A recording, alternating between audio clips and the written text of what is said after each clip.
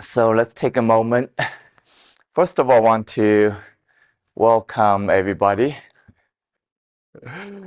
We have a small intimate group from Santa Fe local here joining us today.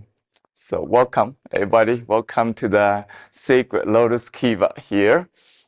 And welcome everybody join online, including our Qigong for Life Mastery member, about 500 of us coming together every week, do this beautiful practice, sharing the energetic space for deeper shared purpose of healing, awakening ourselves, healing, awakening of each other, healing, awakening of all sentient beings. But also today, we have a much larger international community joined us. So I want to welcome all of you. Yeah.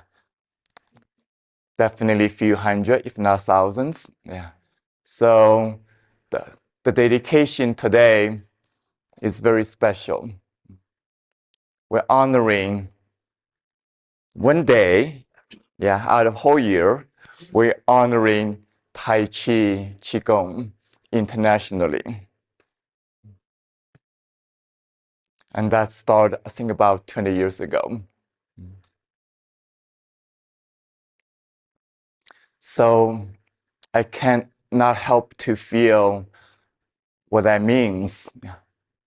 Honoring, the deep meaning of honoring what is important in life from different culture, different tradition, different wisdom traditions. On one hand, they're unique.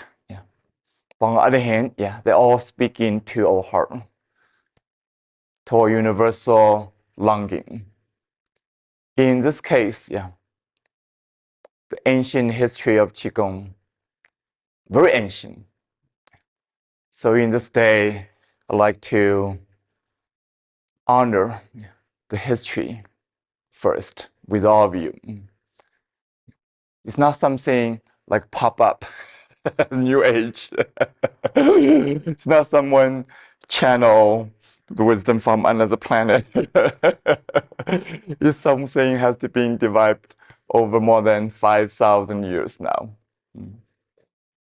So Qigong is equally ancient as yoga in India. So for any of us new to Qigong, basically you can think of Qigong as a Chinese version of yoga. And you can trace back to 5,000 years Yellow Emperor time. Yellow Emperor time is the time where all the esoteric teaching practice started according to literature. Of course, that existed before that, but it's according to record literature. That's the record starting there. So the original idea, actually, the grandfather of Qigong is shamanism in China. And that's not well-known history. Speaking of that, we just had a shaman group here. I mean, some of you stay longer after that beautiful journey as shaman. So the original idea of Qigong is very simple but profound. Seeking the secret of immortality. The secret of immortality. And that deep seeking continued in China until even like 50 years ago. Every emperor seeking for immortality. Every royal family seeking for immortality. And every esoteric monastery, especially the Taoist tradition, seeking for immortality.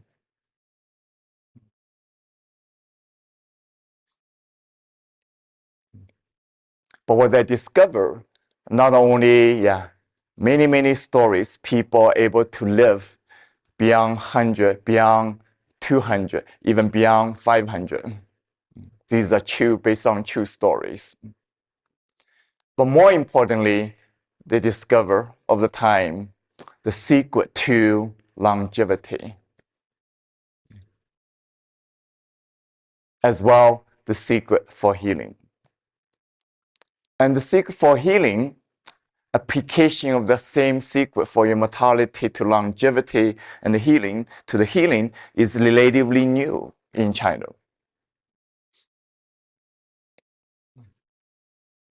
Because these teaching, this practice has been kept quite secretive over the time of Chinese history. Because it's for immortality. Think about that. The top secret, right? Not available for average people. And probably my teacher, Grandmaster Peng Ming, he is a physician in Western medicine as a trained professional, but also trained in traditional Chinese medicine, but also practicing Qigong with many, many teachers.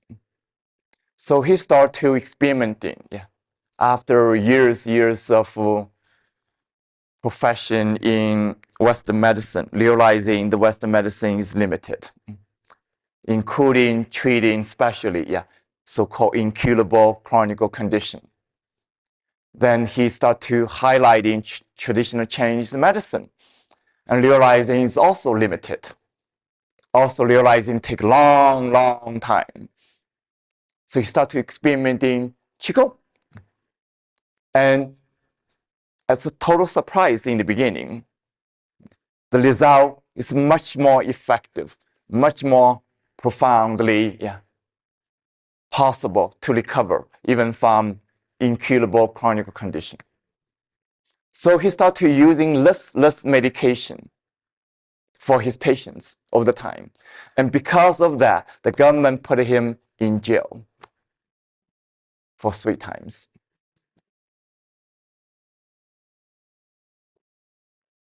And finally, he realized, he has to do this on his own, away from the establishment, whether government establishment or medical establishment. He renounced him from the profession as a physician, as a doctor, probably lost the license, whatever.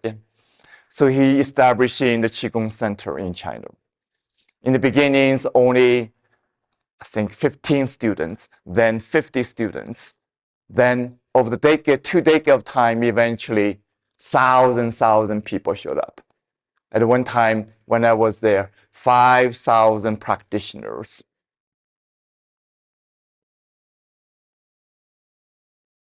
One month at a time.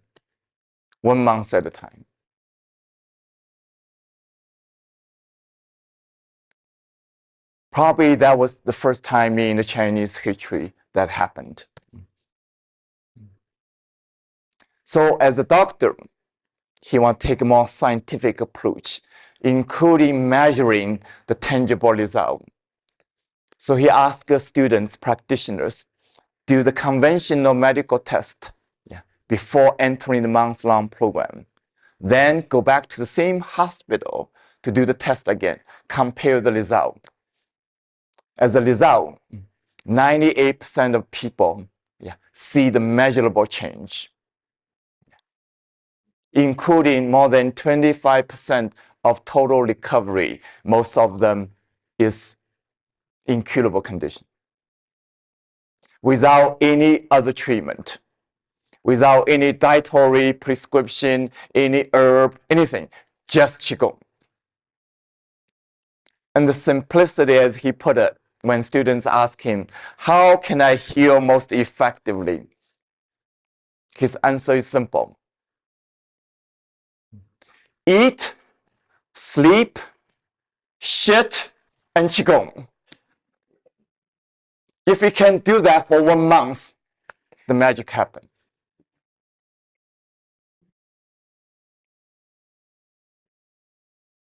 Think about that, what that means.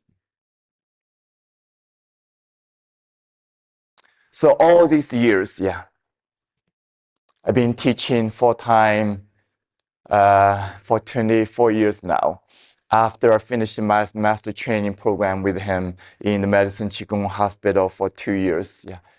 At the time, I was about to leave, come back to the US, ask him, he's like my spiritual father, yeah.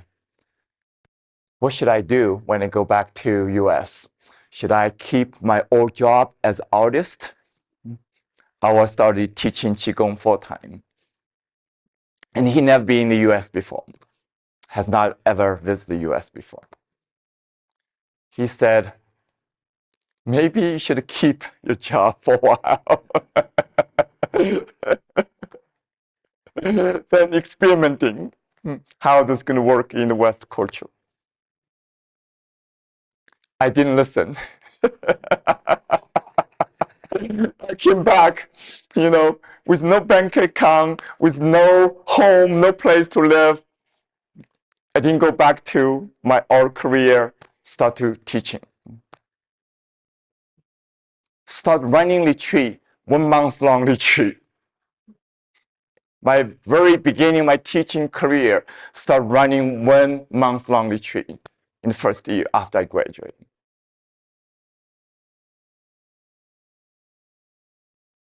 Even this moment, I'm thinking about, reflecting back, that's kind of shocking. That's kind of radical.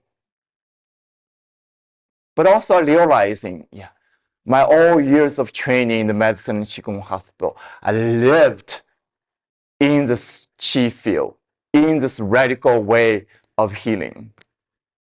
So I didn't even give a second thoughts. Should I prepare? How should I teach? 1-day workshop, 2-day workshop, weekly class or whatnot. I just, boom, 1 month retreat started. Same way, I started an online program. Now, most of you are able to join this community globally, internationally.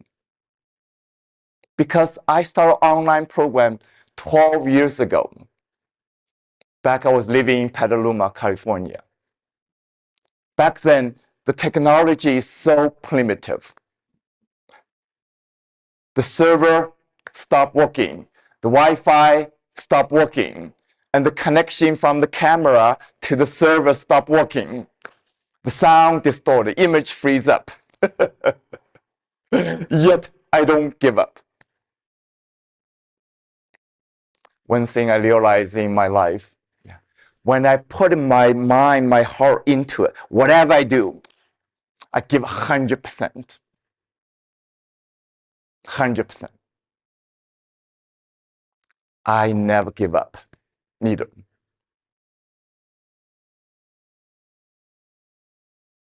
Some people ask me how I can realizing the most maximum ideal result. These are 2 most important secrets. If you're giving 100%, the universe will give you back 100%. If you're not giving up, persistent,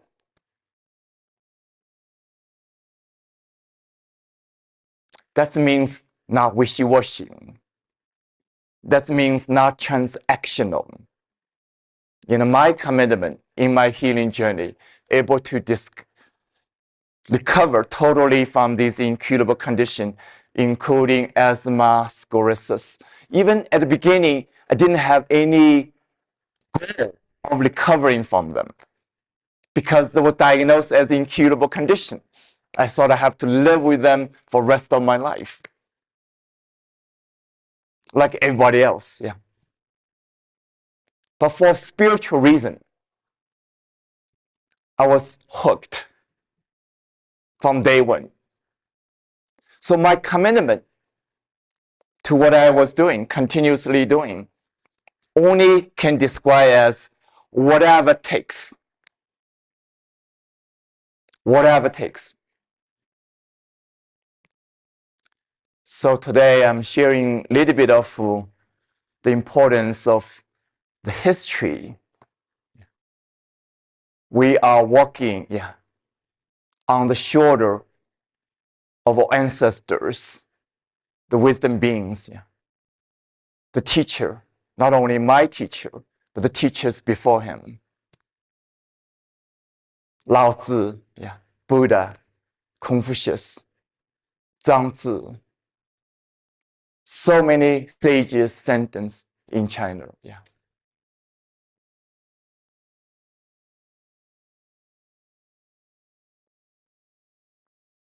In the context of celebrating, all wisdom traditions around the world. And the deeper inspiration I want to share with you, I think on one hand it's personal, but now it's more universal. This new technology is amazing, yes? Including AI, artificial intelligence, is amazing, right? But on the other hand, because of technology, now we're in a crossroad, facing two choices. One is completely taken over by the technology. Only way I can put it, we'll become walking robot, losing our soul, losing our connection with our humanity, losing our connection with the Mother Earth, with life, which we came here for. Another direction, it's up to us. Choose to reconnect with our humanity in the midst of losing it. Reconnect with our body, our mind, our heart, our soul.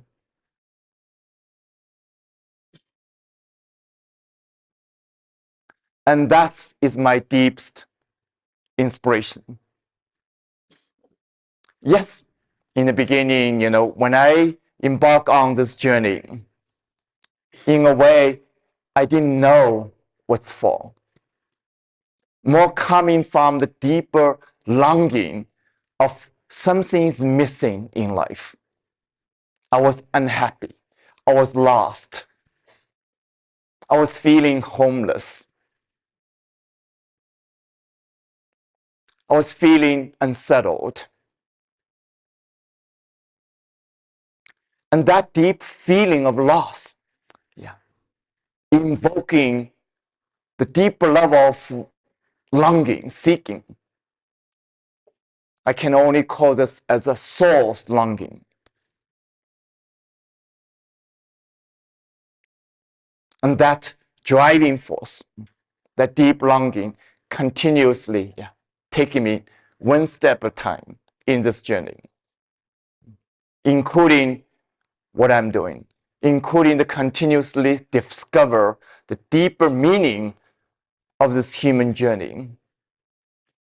So I've been sharing with this community one of the most profound gifts as I discovered in my healing journey, spiritual awakening journey, is the connection of mind and body.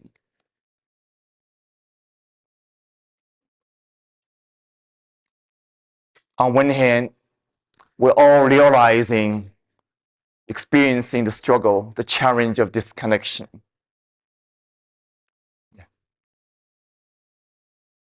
In all levels. But the most disconnection, most of us are not aware of it, is the disconnection of mind and the body.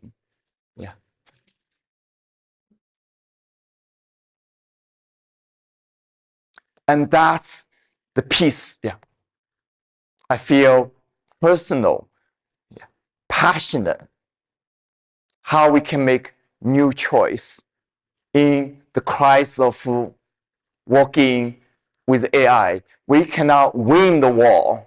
We're not here to fight the war with AI.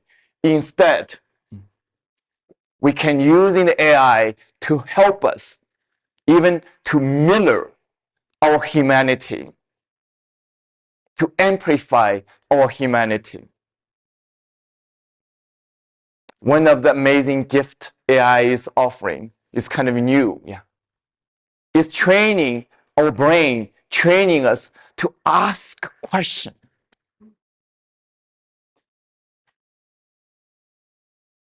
Even ask deep question, radical question, the question we never thought of before. That is a shocking gift. So now we're in the time, asking ourselves, what kind of question you want to ask?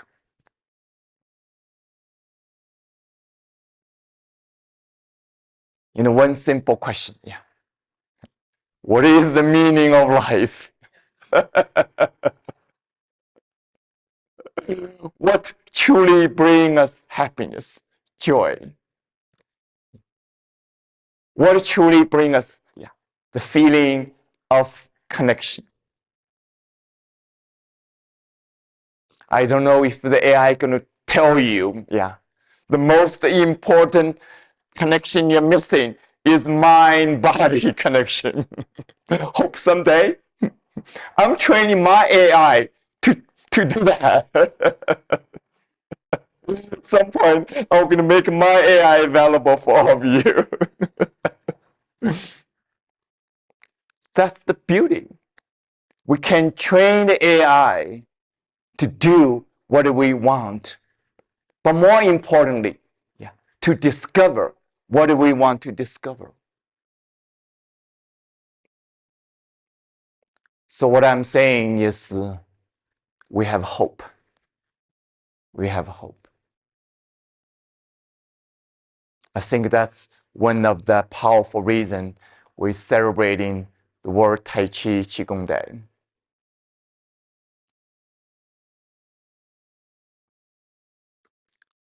So let's start in with the meditation.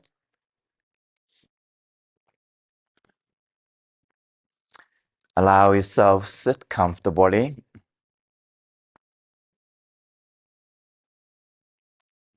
Adjusting your posture. Internally straighten your spine softly. Rotating your shoulder joints. Relaxing, softening your shoulder downward.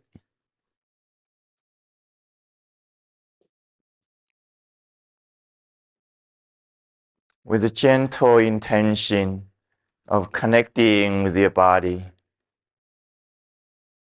Feeling your body. Coming back home to your own body. This precious body. Not only this body is a sacred home for yourself, and this body is part of you. This body is you. Without this body, you cannot exist as human being.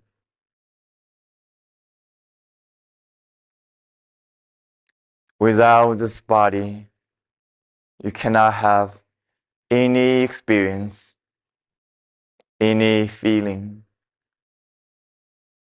as human being.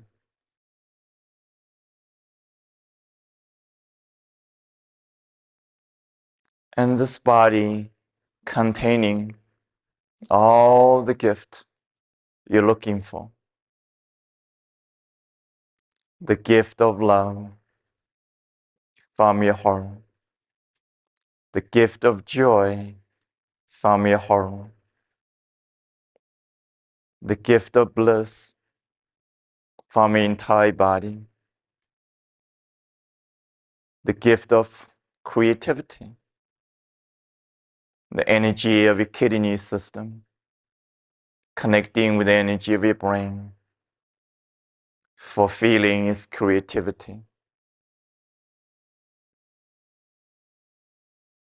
And the gift of wisdom. Deep intuition. Deep knowing. This body carry everything of yourself, your physical dimension, emotional dimension, mental, spiritual dimension. Acknowledging the deeper dimension of your body, even the unknown dimension, the invisible energy, the source energy of all creation.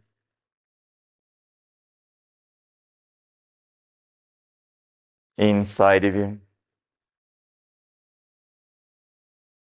Acknowledging this invisible energy connecting from within with the energy of Mother Earth beneath us. Feel the power of the Mother Earth.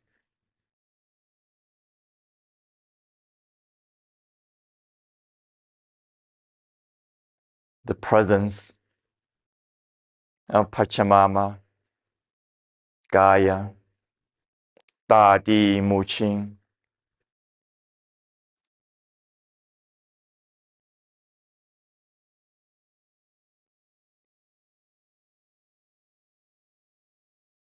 Feel the ancient presence of life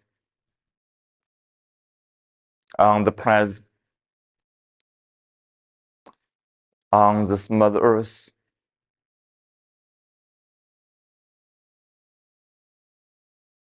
All the energetic power, energetic memory, energetic history.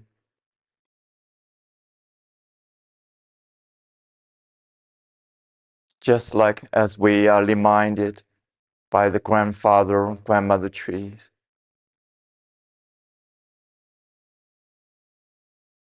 Feel this energy, ancient energy,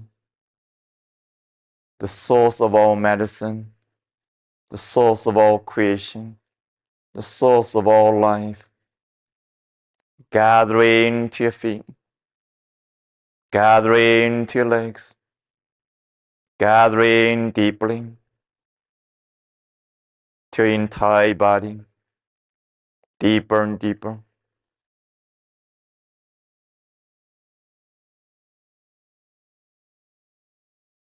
Allowing your heart, allowing every cell of your body, remember this connection with Mother Earth.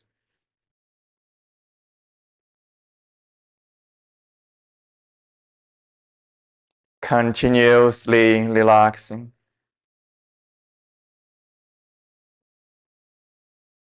Naturally opening. Naturally connecting with the invisible energy above you. Opening your heavenly gate. Opening to the infinite presence above us. The vastness. The ocean of energy. Invisible energy of the universe.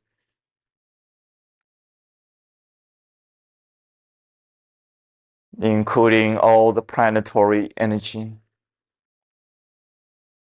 Gathering to the earth.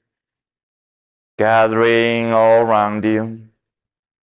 Gathering, permeating, nourishing, recharging deep inside of you.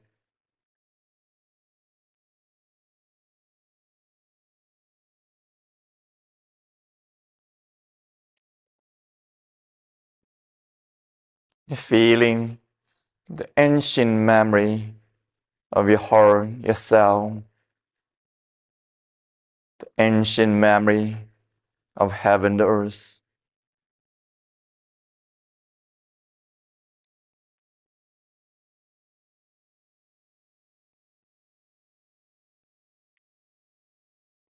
Continuously relaxing, feeling the pure energy of your big heart, acknowledging your deepest intention, deepest desire, deepest purpose, deepest commitment, allowing the pure energy of your big heart naturally opening, connecting, opening to the ocean of energy in front of you.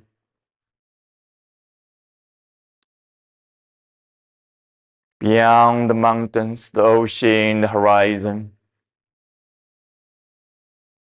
opening to the ocean of energy behind you. Beyond the mountains, the ocean, the horizon, opening to the ocean of energy on the left side of you. Beyond the mountains, the ocean, the horizon, opening to the ocean of energy on the right side of you. Beyond the mountains, the ocean, the horizon,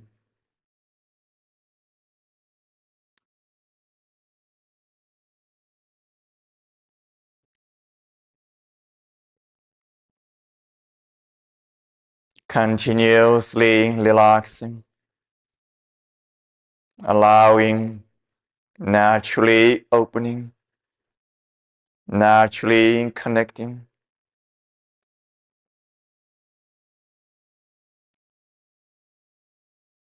connecting with the entire community, the international global community of wisdom healing Qigong.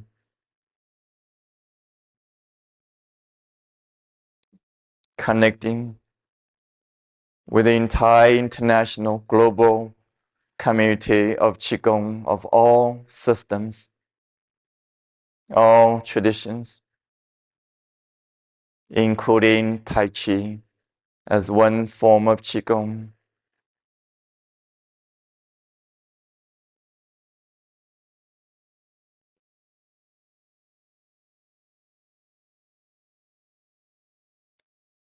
Connecting our sister, brother community of all spiritual tradition around the planet Earth,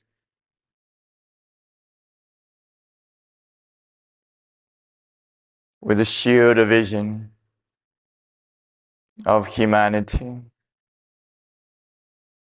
shared vision of connecting heaven and earth, the shared vision of embodying wisdom, embodying healing, embodying consciousness,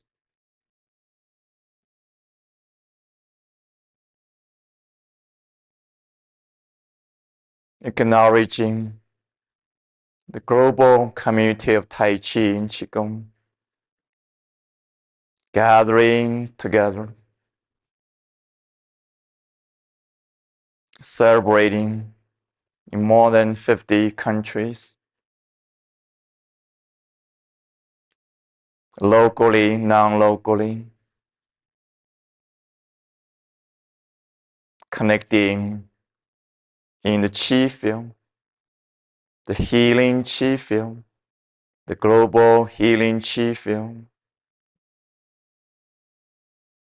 all the energetic presence being cultivated over more than 5,000 years, from generation to generations. All the energetic power, energetic information, energetic blessing, energetic wisdom, energetic frequency of love, joy, compassion, creativity,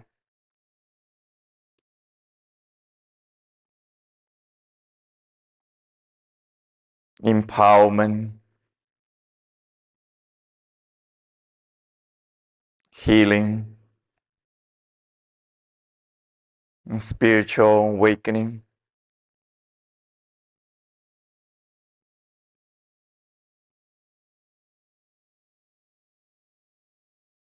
Now placing hands, holding your brain comfortably, imagining your brain awakening personally to the universal brain,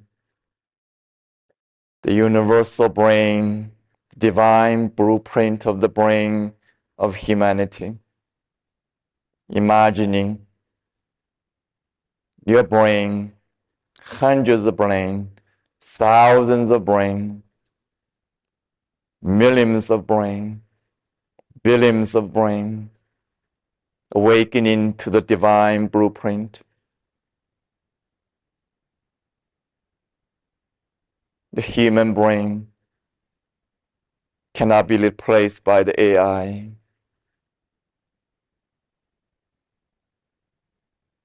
It's original intelligence, original wisdom, original connection with the heaven and the earth, with the humanity.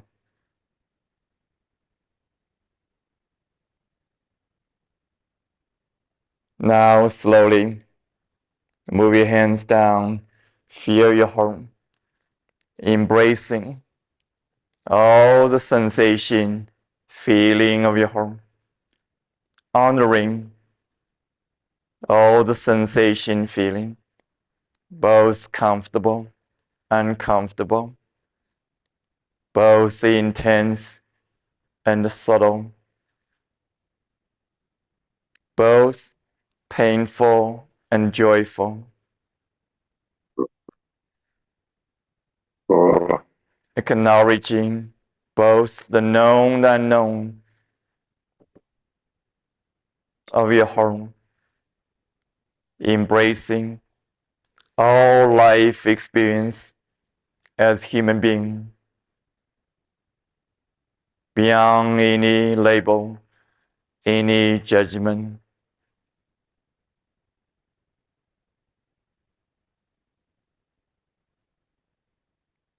Allow yourself, feel yourself as human. Whatever is true for you. Acknowledging the deeper dimension of your heart, physical, emotional, mental, spiritual. Feeling your energy heart, connecting with the energy heart of hundreds, thousands, millions, billions.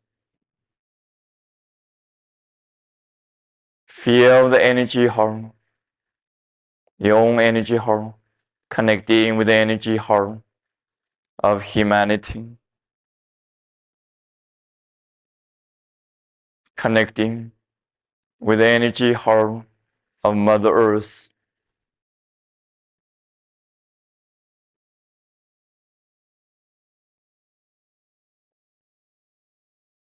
connecting with the energy heart of the universe, the cosmic heart.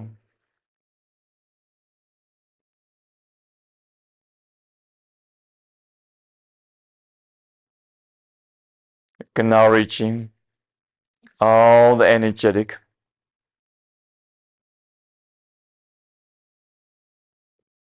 of the earth and heaven within you.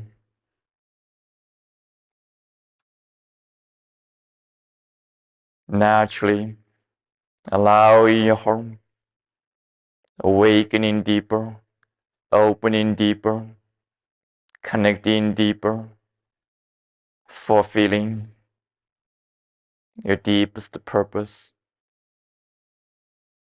of your life, aligning with the highest purpose of heaven and earth, highest purpose of life.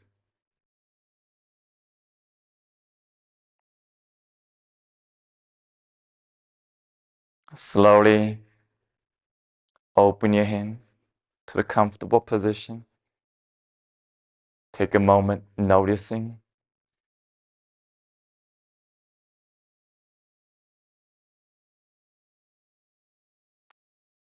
Feeling both the uniqueness of your presence,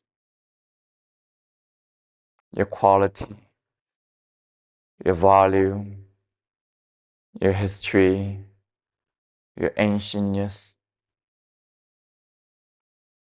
and same time embracing the universal quality of you as human being, your wholeness, your oneness, your essence,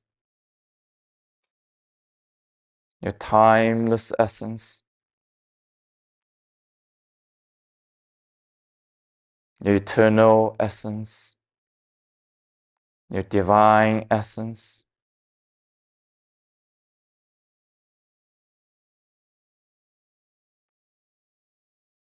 Your essence beyond life and death. Your essence beyond history, story, labels. Your essence beyond any identification.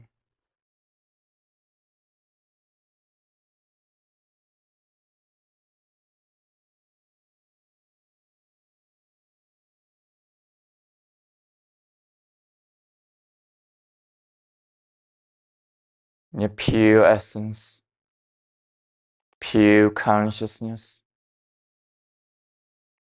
naturally open, infinitely open.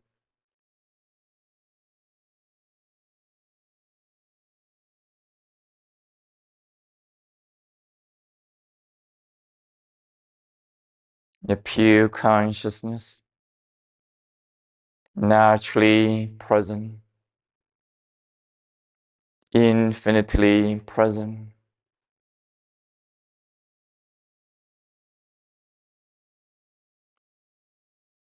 Your pure essence, pure consciousness, naturally free, infinitely free from any limitation.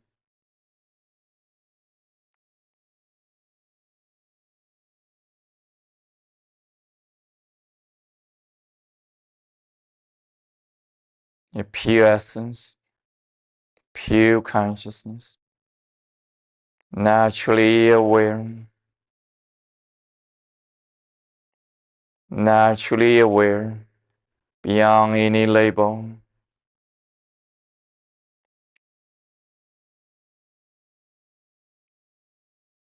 Your pure consciousness, naturally connecting, naturally connecting, beyond any effort, beyond any attachment, beyond any aversion.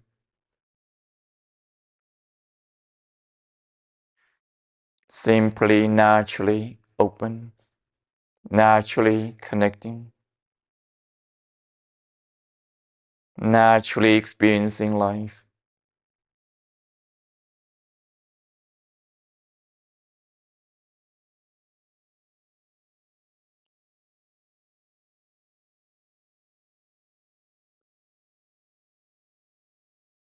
Gently connecting with your own body, your own brain, your own heart, 5 organ system, every cell of your body, trillion cells of your body, awakening to its divine nature, awakening to the light, awakening to the power of life,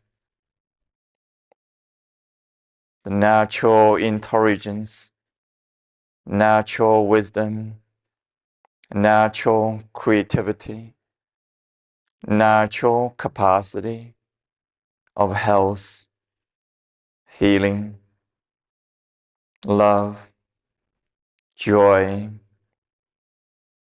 connection.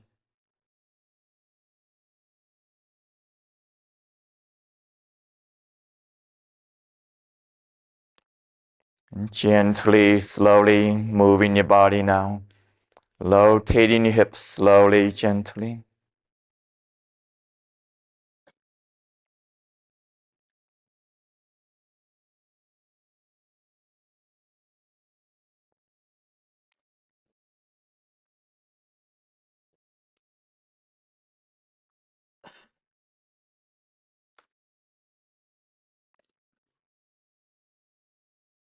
Whenever you're ready, you can gently open your eyes.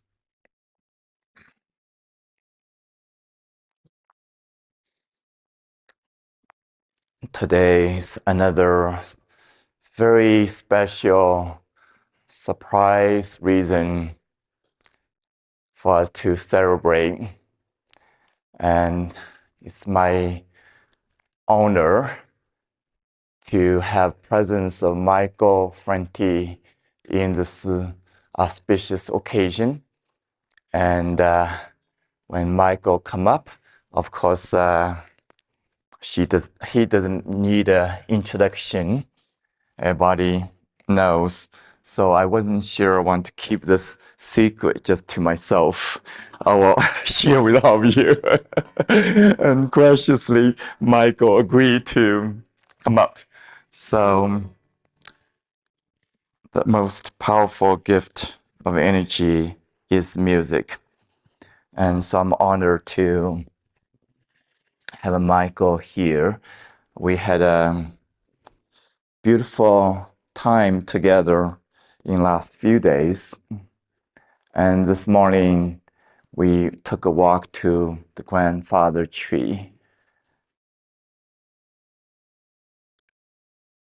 It's been my privilege to know of such amazing person and realizing we have so much in common. So much in common. And also he has a retreat center in Bali. So many in common. So I'm so grateful we have this connection to discover each other again. So without further ado, and I'm going to use this microphone, I think, to catch the music. Okay. Let's try another way. Hold on, give me a second. I think it works better. Then this mic will be just for a room here. If you would, please. I can say it without the mic, actually. I think it's been a very profound week for me. I've been doing some really deep healing with Mingtong, and in the last 2 months, I lost my biological mother and my adoptive mother, and tomorrow is the celebration for my biological mother. And 3 days after, I'm saying goodbye to my adoptive mother. And so it's very complicated. Adoption is a very complicated thing. And from really the start of my life, I felt something was missing. Like I had been taken away from my mother. I was never imprinted with her. She held me for 1 hour and then she gave me away. And throughout my life, there was a number of stories that went in my head of times when I would be in my adoptive family that things were going great. There was alcoholism, there was other issues there. And I would imagine that somewhere in the world there was this mother who really loved me. And then I would think to myself, but if she really loved me, why did she give me away? And um, I felt uh, ambiguity, I felt hurt, I felt sad, I felt angry. And it led me throughout my life to seek um, to fill that hole that was missing in me. And sometimes in ways that weren't good, sometimes in ways that were destructive for me or that hurt other people. And so now I've been saying goodbye to both moms at the same time. I've been just doing a deep dive into all that means for me and how I want to show up at this turning point in my life as the best father, husband, friend, um, musician that I can be.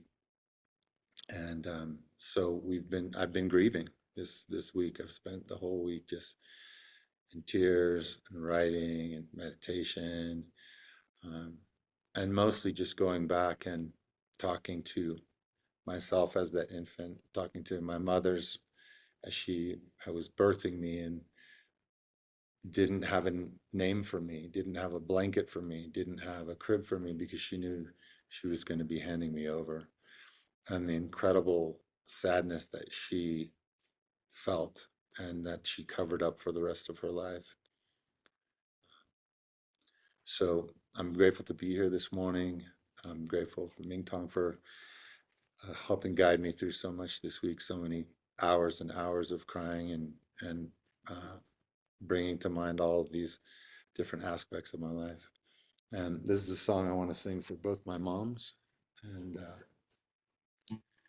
it's about finally being able to appreciate the ways that they were both there for me, even in the times when it maybe felt like, to me like they weren't there for me.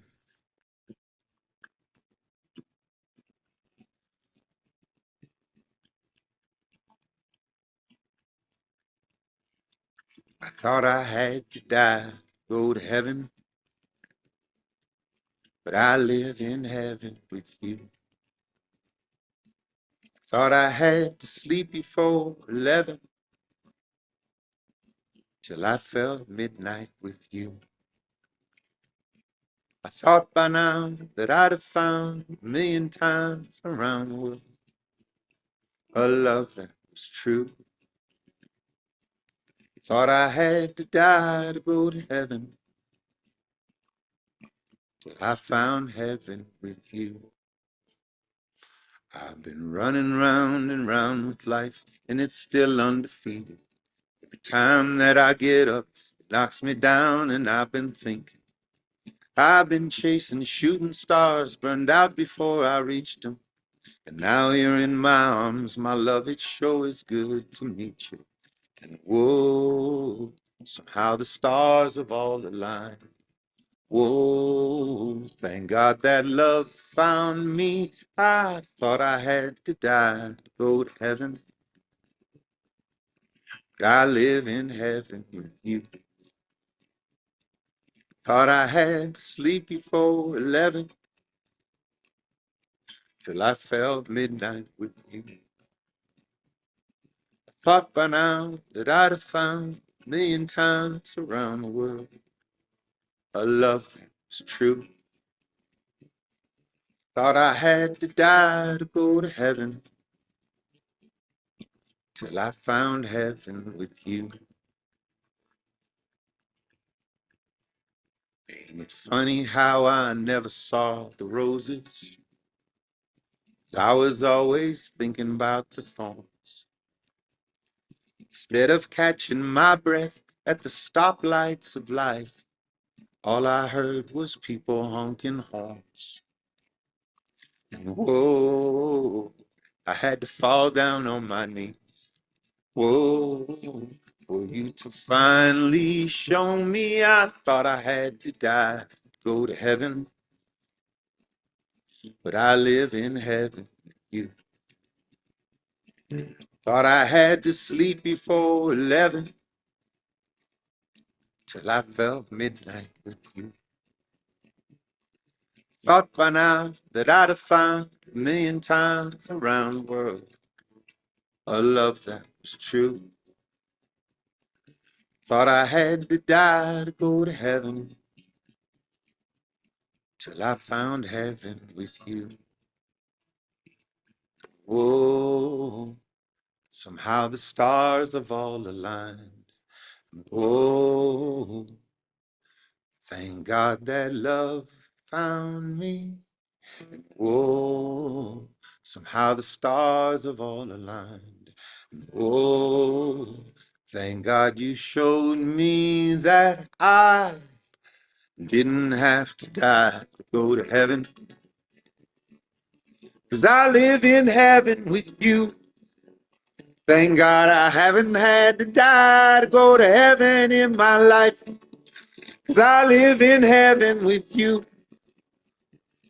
And if someday I ever have to die to go to heaven, I know I'll be in heaven with you.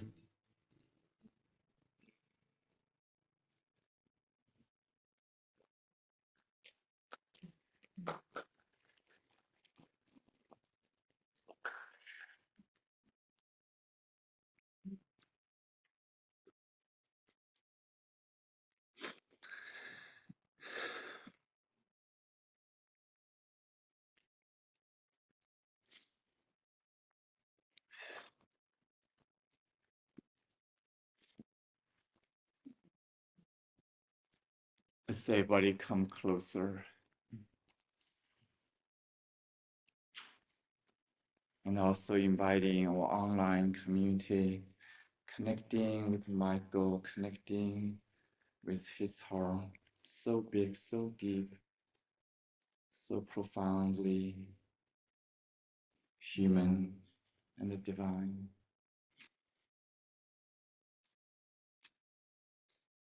From the depths of our heart, sending all the love, the known, the unknown, all the blessing, our gratitude for his gift, his presence in the world.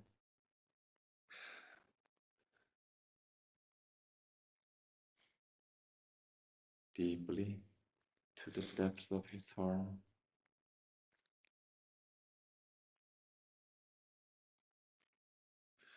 To depths of every cell of his being.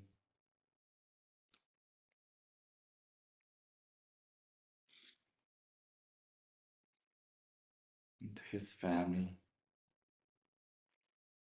The family in the bodily form as well, in the spirit form.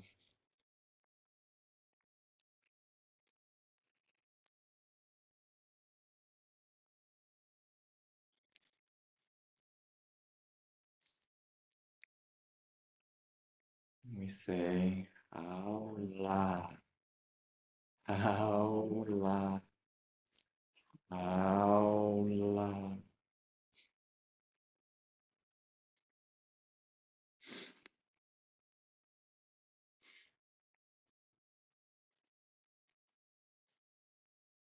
Thank you.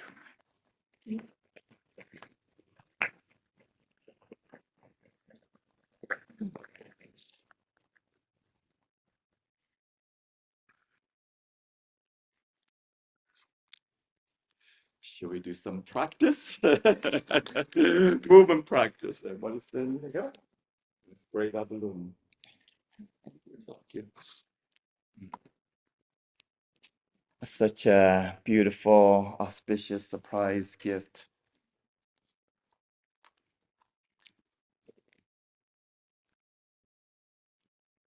So let's spreading out the room. Mike going to leave in a few minutes by 11:30.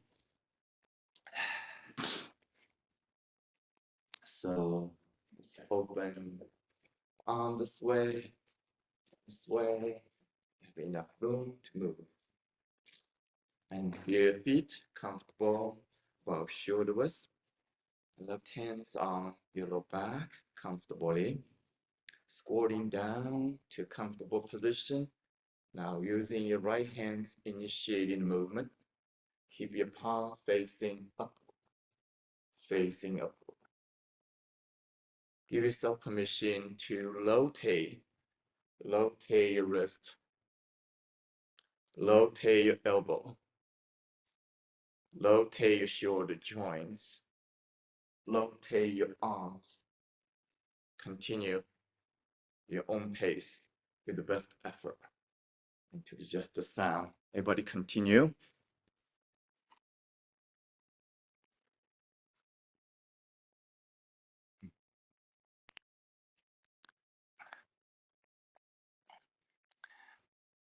When you're making the best effort, rotating wrist, elbow joint, shoulder joints, arms,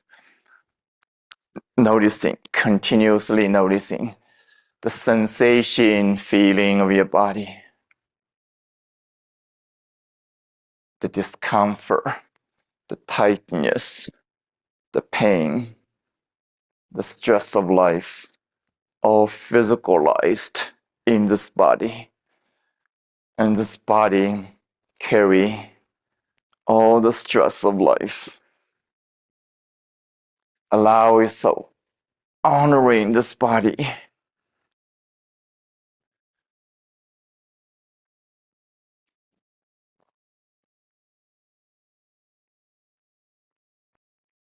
Continuously allowing the movement to release the tension, release the stress, release any blockages, naturally opening the energy, awakening the energy.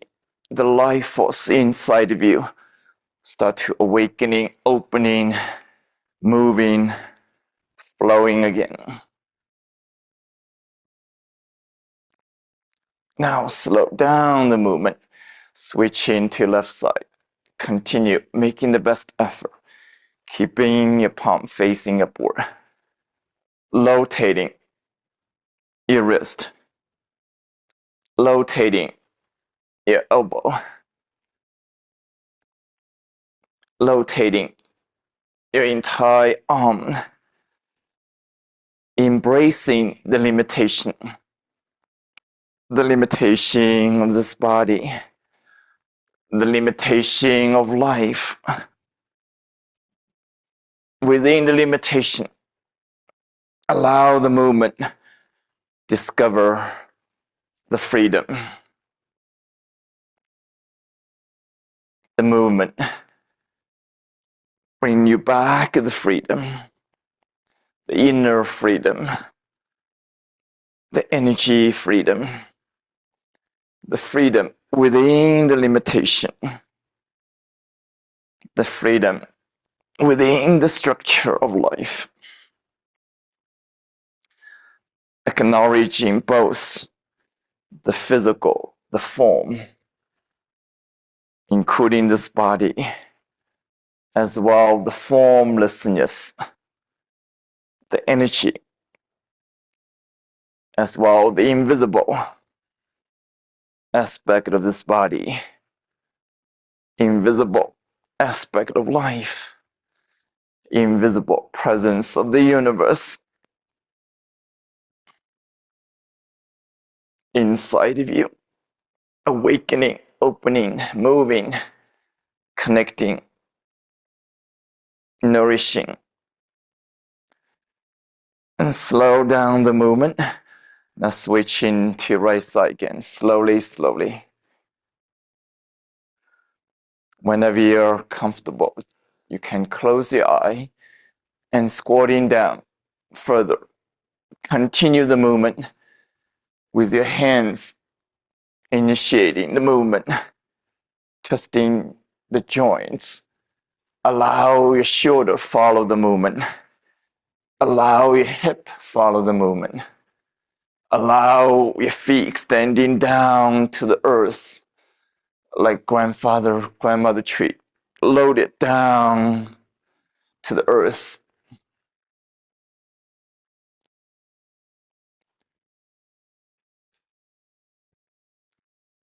Our entire body into internally moving together, internally connecting together, internally communicating together.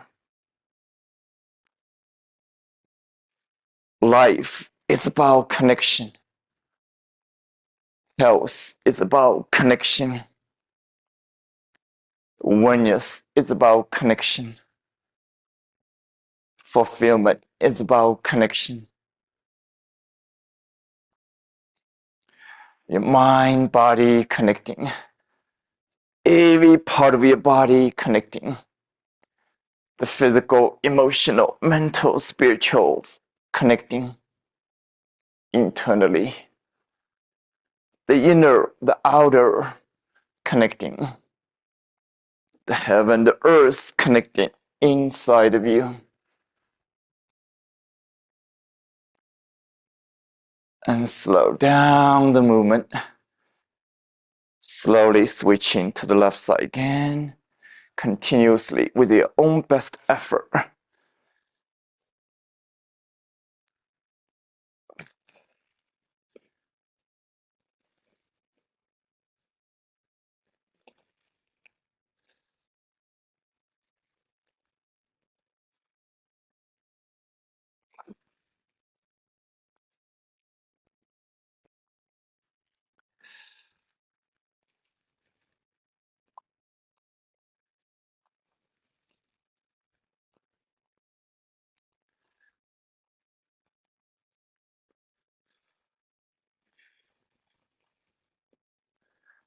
Slow down the movement. Now massaging the low back, activating, opening the energy gate called Mingtong, the gate of life.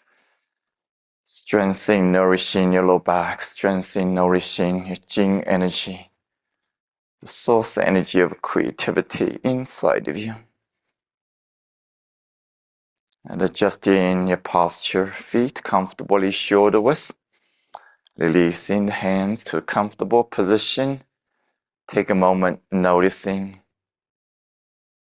your body, feeling your body, deeply experiencing your body, honoring your body, connecting with your body.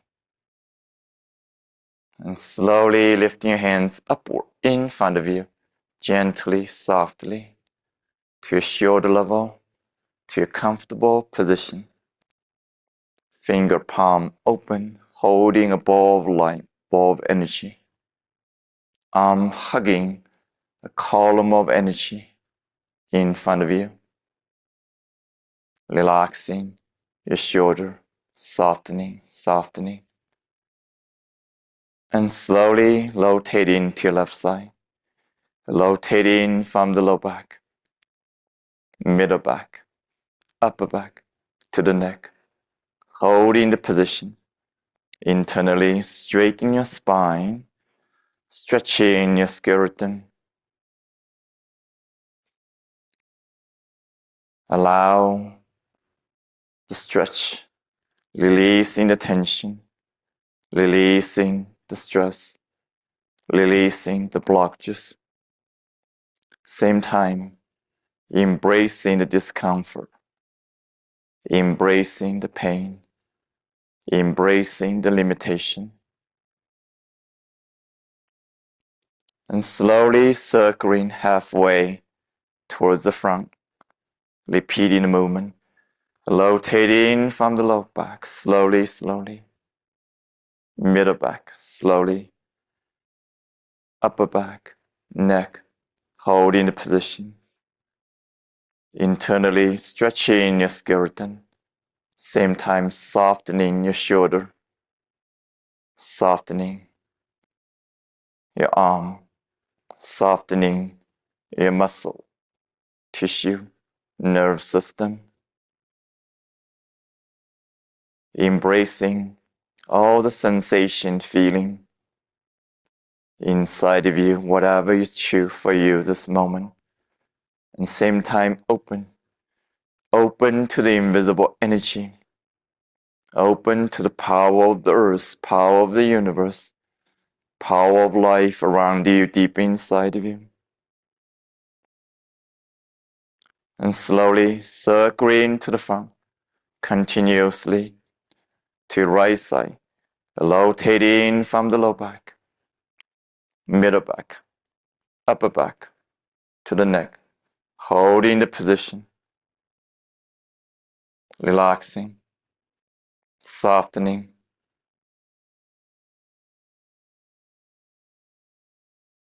deeply embracing all the sensation, feeling inside of you.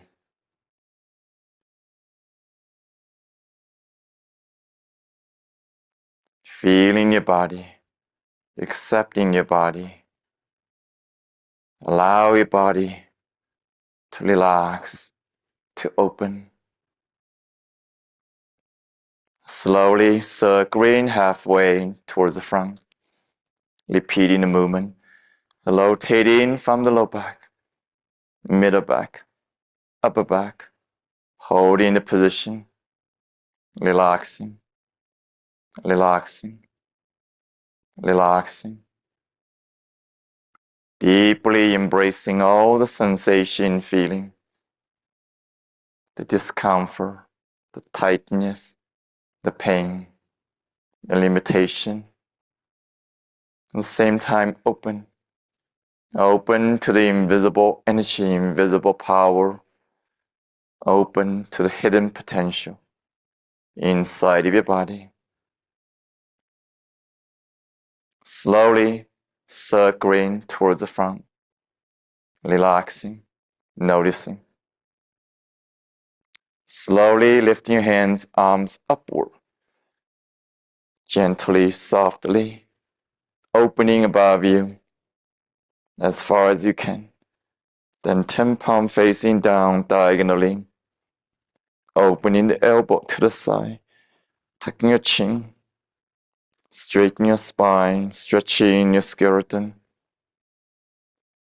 softening your entire body, opening, opening, connecting, connecting, feeling, feeling. The form, the formlessness, the physical, non-physical, the visible and the invisible, between the heaven and earth. Now move your hands down slowly, connecting inwardly with your brain, with the intention of the energy brain inside of you awakening to the universal brain, continuously down to the throat, to the chest, feeling your heart continuously awakening, remembering the divine blueprint, the universal heart, continuously moving hands down, feeling internally every cell of your body, every cell of your hip, thighs, knee joints, legs, and the feet, relaxing, noticing, allowing, embracing the intensity, the power of life, the power of energy awakening inside of you, opening inside of you, flowing inside of you.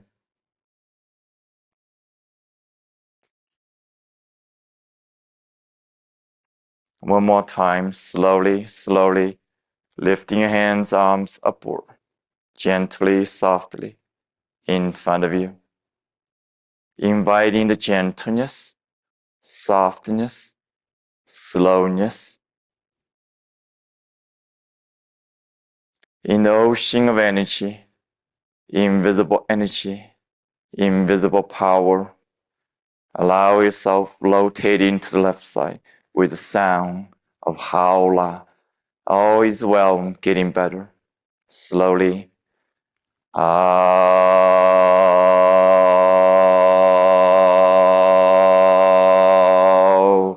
La. Slowly to the front, halfway, repeating the movement.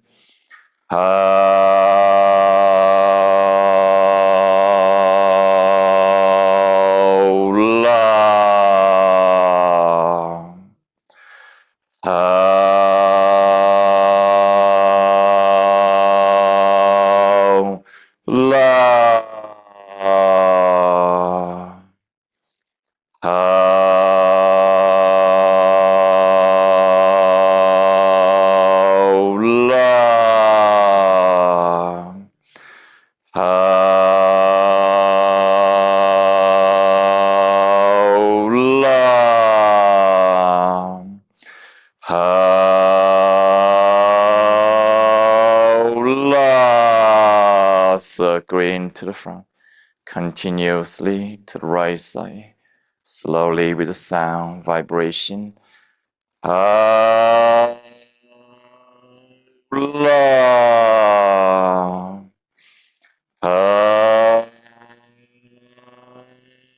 long.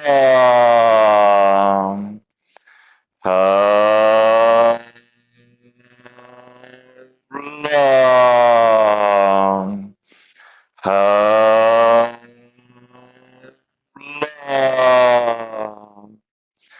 Ah, long. Ah, long. Circling to the front, relaxing, noticing, embracing the intensity, the power of life, power of energy, awakening deeper, opening deeper.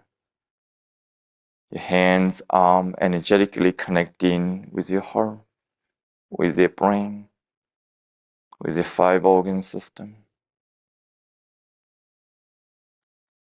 Opening the 3 energy gates, the human gates from your palm to your heart, earth gate from your feet to the earth, heavenly gate from the top of your head, opening to the infinite heaven.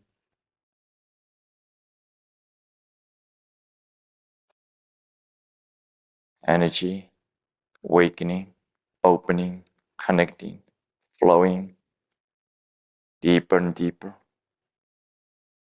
And slowly lifting your hands up in front of you, slowly, gently, inviting the gentleness, softness, slowness, openness, extending above you, 10 palm facing down diagonally, soften your entire body. Playfully imagining, visualizing column of light, column of energy, pouring down from the heaven to the room, all around you, encompassing deep inside of you, deeper and deeper, connecting with earth beneath us, feeling the rebirth energetically in the kiva, in the chi field, in the collective energy activation.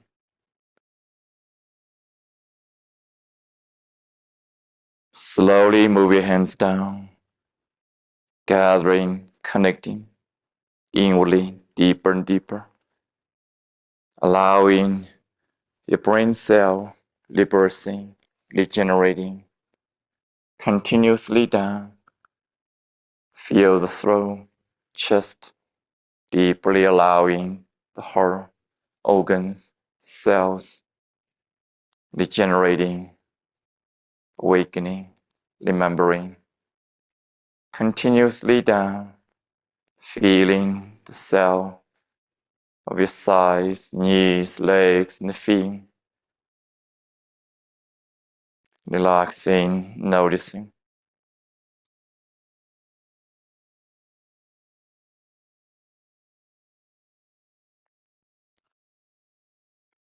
Open your arm forward in the ocean of invisible energy, hugging the planet Earth, hugging life around you, in front of you, hugging the invisible energy, gathering to this room, gathering to this body, the embodiment of energy, the embodiment of consciousness.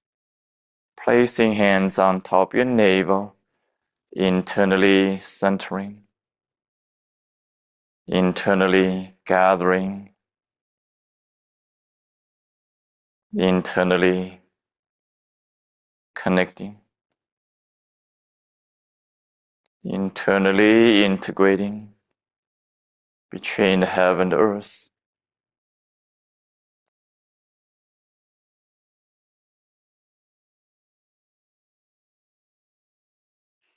feeling a deeper sense of aliveness, deeper sense of presence, wholeness, oneness, essence within you.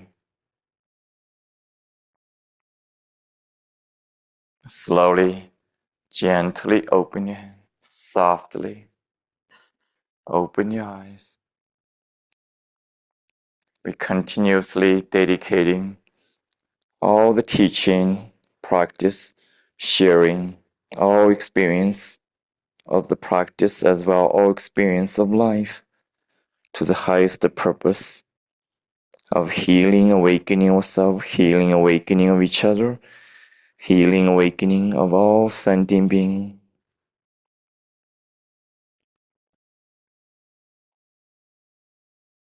And gently, slowly move your body now, comfortably.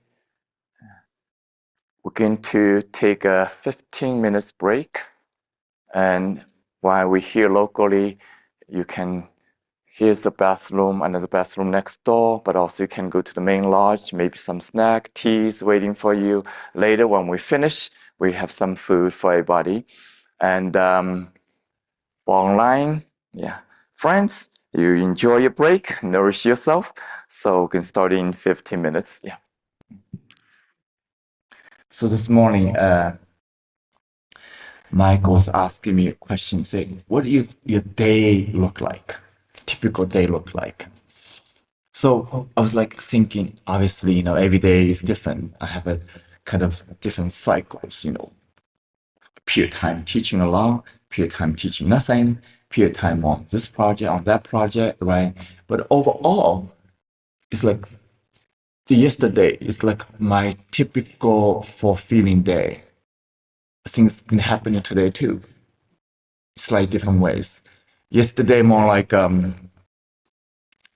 so I want to just announce to the online participant, you can hear some echo because I have to do this technology differently. So just everybody bear with me, okay? Yesterday morning, I got to enjoy breakfast by the pound. And everybody from the shaman group ready to leave, right? So I'm kind of say goodbye to everybody, hugging, and everybody, share so much gratitude with me, and just bring me so much joy and happiness, fulfillment.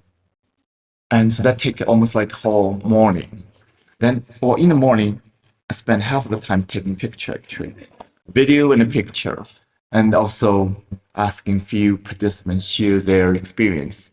Yeah, taking some video, the testimony. Then after everybody gone, everything is quiet, and it's lunchtime. So I lunch, then afterwards start to work on the computer, for other project, mostly always marketing project. But with AI, now I can do it myself. So I do the first run of all marketing myself. Copywriting, landing page, emails. Then Selena takes over to the second run. Then the rest team take over to next round to imprint everything. So I was doing that project yesterday afternoon, but give me really a time to rethink what I do. Yeah. I'm comfortable like showing up anytime, just teach on the spot, spontaneously, right? But this writing project, even with AI, allow me to think more slowly. Yeah, what I'm doing, why I'm doing this, what is the main vision, main purpose here? So I went through that process yesterday by taking more time with it, and came up with some really deep thinking, deep visioning. Before I rush into, okay, I'm going to open this weekend with this writing, to this landing page. So, honestly, I haven't done that until a year ago when I started working with AI. You know, in the past, people expert like ask me, "Oh, you should do some lip branding." You know, everything, do the whole thing, lip branding, everything. And I know it's important, but it's so costly. It's impossible with such a small business, small company. How can I invest in that much, not only money, time, then revamping everything, right? So now it's possible with AI. It's like the best expert I have, as well as the best assistant I have. It's like two things combined together. So I did that yesterday afternoon. Then the evening time, had the privilege to spend time with Michael. So we spent the whole evening together. Deep process, deep healing.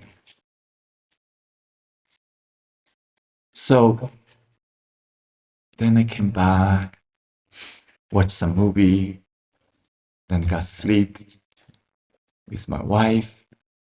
So that's kind of a very fulfilling day. It's considered that is like my typical day, at least desirable, most ideal day. No, the three components, yeah. One is community, right? One is nature. One is teaching, doing healing work. When I have these three in one day, this is like bliss.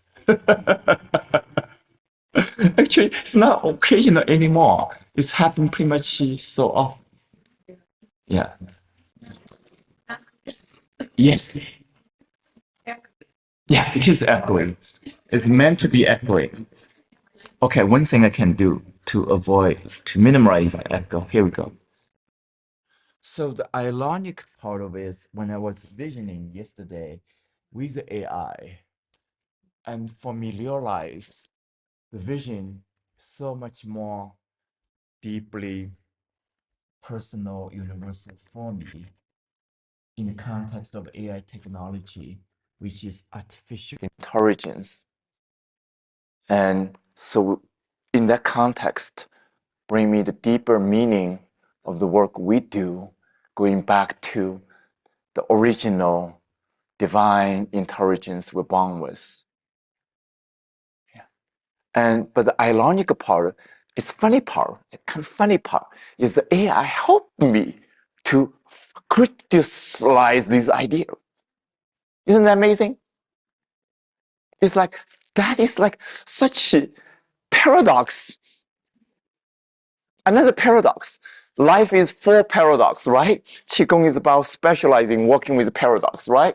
But now a new one pop up with the AI technology. It's very fascinating. So when the question I ask AI, what is the best outcome? And in general, I know it, but ask the AI to crystallize, very crystal clear. What is the best outcome of humanity in the development of AI technology? And boom, boom, boom, boom, come out of all these 5 ideas. Say, give me 5 ideas.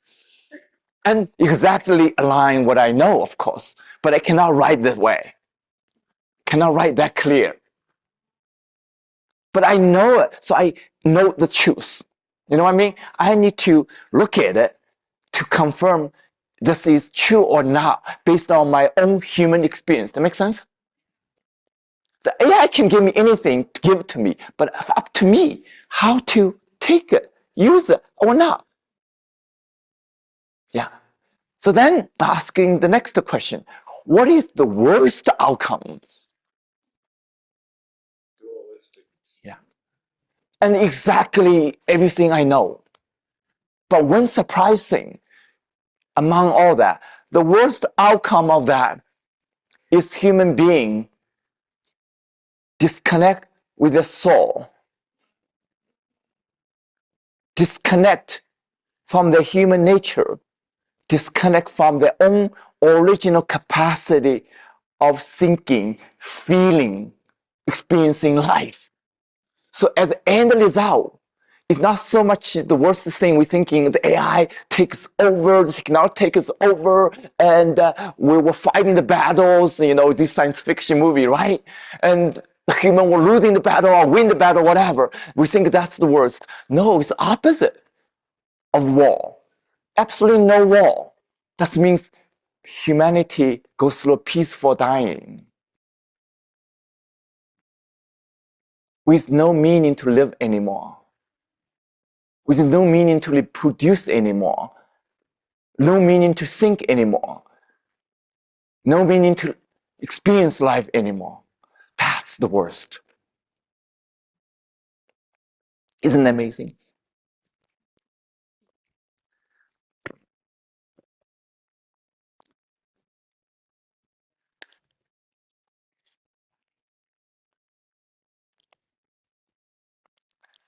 I mean, I would not talk like this even 2 years ago, right? The AI is totally new, right? So it's up to us how to use it.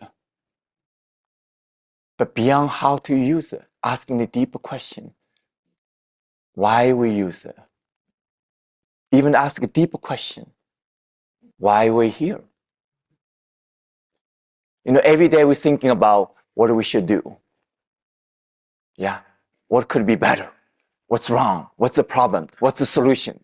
Every day we think about this, right? We forgot the most important question. Yeah, why are we doing what are we doing? And the even deeper question, why are we here as human beings?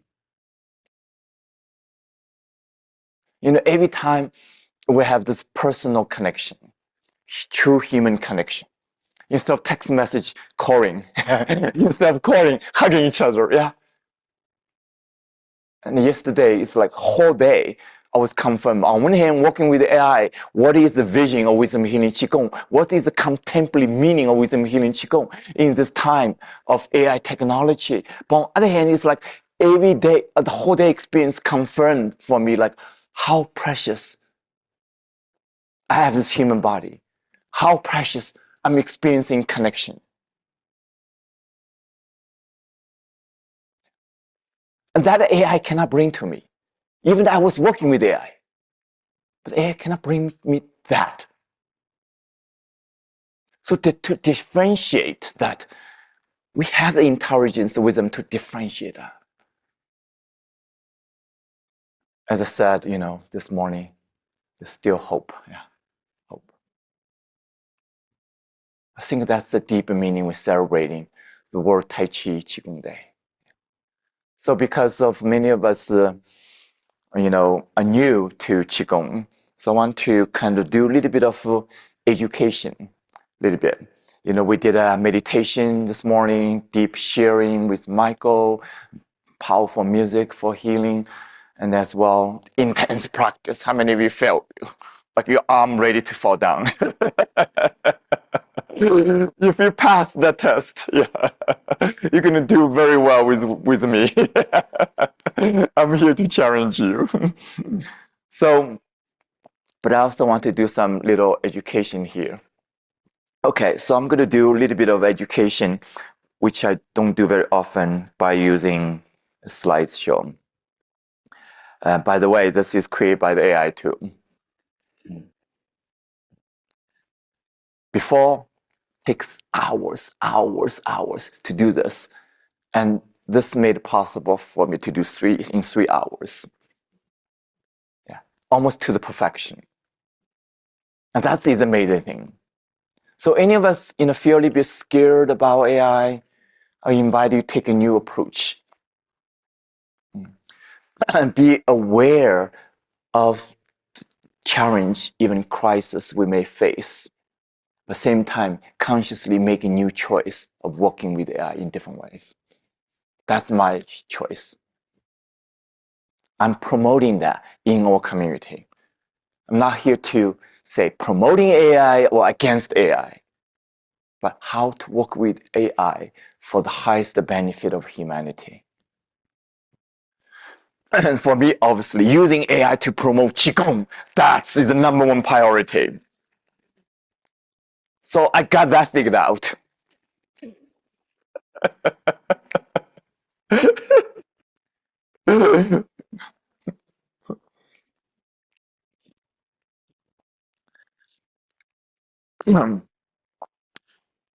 So wisdom healing Qigong, for me, for many members now realizing it is a journey not only to healing but also self-realization. That means you can continue discover, rediscover, awake, the awakening, and realizing your full potential. So it's not about just problem solving. It's not about just a technique. It's not just exercises. Yeah. And Qigong even exists in China for more than 5,000 years. Even in China, for the mainstream, it's relatively new. It opened up to the main public only about 50 years ago. Yeah. Before that, it's kind of underground. So here, still relatively secret. Yeah, Qigong is kind of secret. So now we're hoping AI can help us to take this out beyond just secret for us. Yeah. So there's still a lot of misunderstanding. Even people may hear more often Tai Chi and Qigong. Yeah. The common question, what is Tai Chi? What is Qigong? What's the difference? Simply put it, most people don't know. Tai Chi is form of Qigong. One form of Qigong. Yeah. And there's all different kind of Qigong. But most people know Qigong as a form, as exercises. Yeah? That's a misunderstanding. This is a Qigong system, combine three things, qualify a system instead of form. Yeah, is cosmology. What's the cosmology? And methodology. Then the method. It's also to do, cultivating the true meaning of value as human being. How you're perceiving yourself. Yeah. Determine how you're living your life. How you're perceiving others. Very much related to how you're perceiving yourself. Yeah. So the perception of yourself, perception of life, perception of the universe. Yeah. These three things we're cultivating. Determine our human experience. I think that makes sense. Everybody? Yes?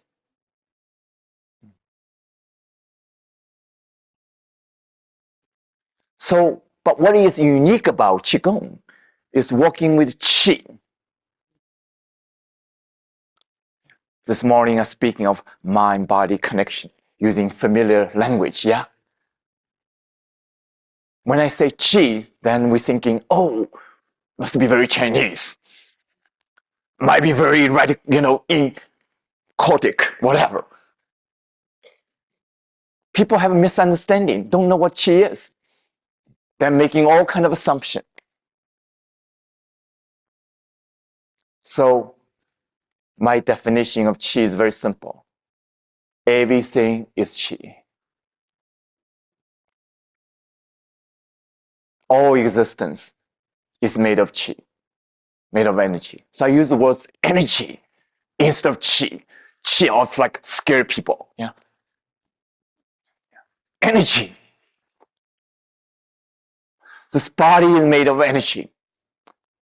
But actually your mind is also made of energy. Your heart, your emotional body is made of energy. Whole universe is made of energy.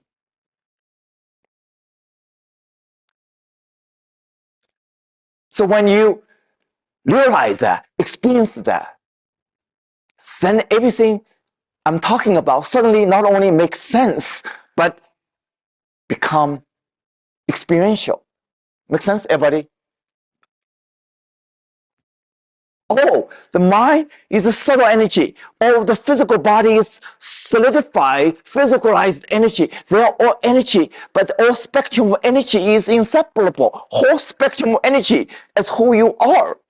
The physical is here, but then go to subtle, the emotional energy, the mental energy, the spiritual energy. It's one spectrum. See? Instead of, oh, how the mind affecting this body here. Yeah. How the thoughts affecting the biology here. Yeah. This is linear thinking. It continuously kind of complex, even lost in the complexity. Yeah. Then when you're working with energy, suddenly, oh, energy is connecting everything. So when I'm experiencing energy, connecting with energy, cultivating energy, you naturally move into this connection. Yes? Move into this oneness.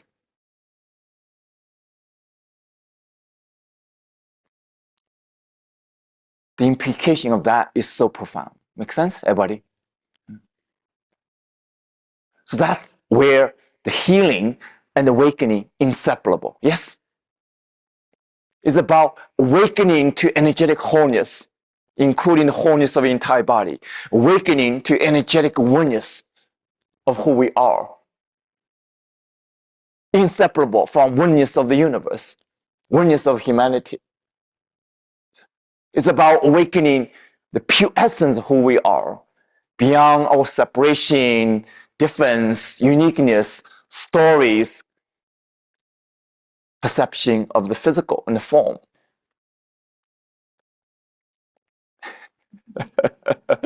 So as I mentioned this morning, yeah, the ultimate goal of Qigong is seeking for secret immortality. On one hand, we're thinking immortality is impossible. It's like, but what is true immortality means is discovering your essence. Your essence immortal. Your essence is eternal. Not just a concept, but for you to discover, experience it. That's the realization of your immortality, yes? So it's true, by the way.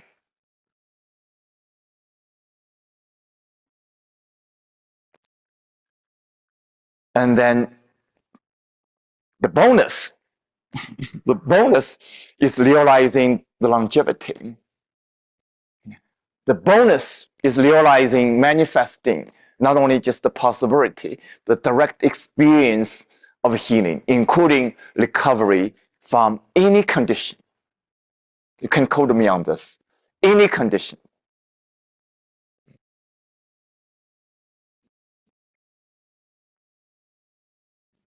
So that is my goal, by the way. Yeah. This image, not just image. Yeah. Same way this image. Yeah. For me. Yeah. This is my inspiration, my goal of wisdom healing Qigong journey, my life journey for the rest of my life. And whatever image you're looking at, whether it's the beard one or this one, the essence is same.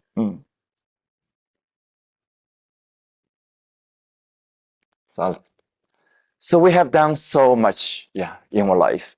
Tried everything. I'm not going to list everything. You tried everything already. We're still lost in everything. Entangled, overwhelmed, feel hopelessness. I have to try everything. Even lost a sense of belief. So wisdom Qigong is this green line in the middle. It's not a shortcut, by the way. It's not quick fix, by the way. I call this straight line, straight approach, direct approach. Cut through the chase. So I kind of share the secret already. Yeah. By working with energy, you boom, straight into the bottom line. So part of that is letting go of the complexity or mind engaged in tangle. Yeah. All the different diagnoses, different stories, different shouldn't be, yeah, different expectation, different justification, so on. Yeah. So I'm speaking about the history already. So that is the AI created image. Help me to illustrate what I want to communicate. Isn't this beautiful?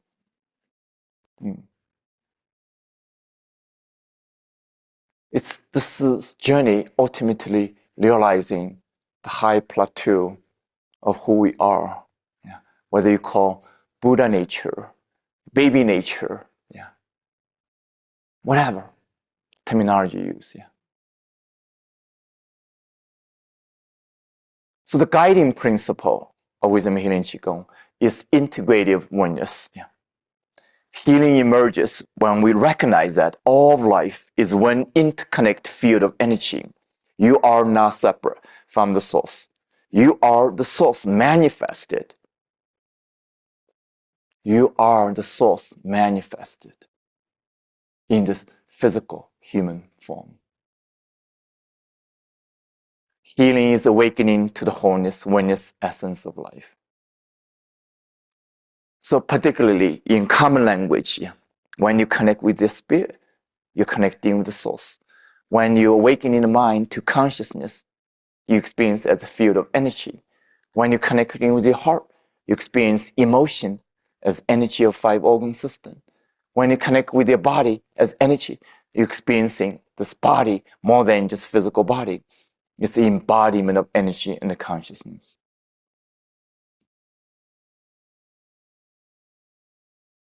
So the methodology is so simple.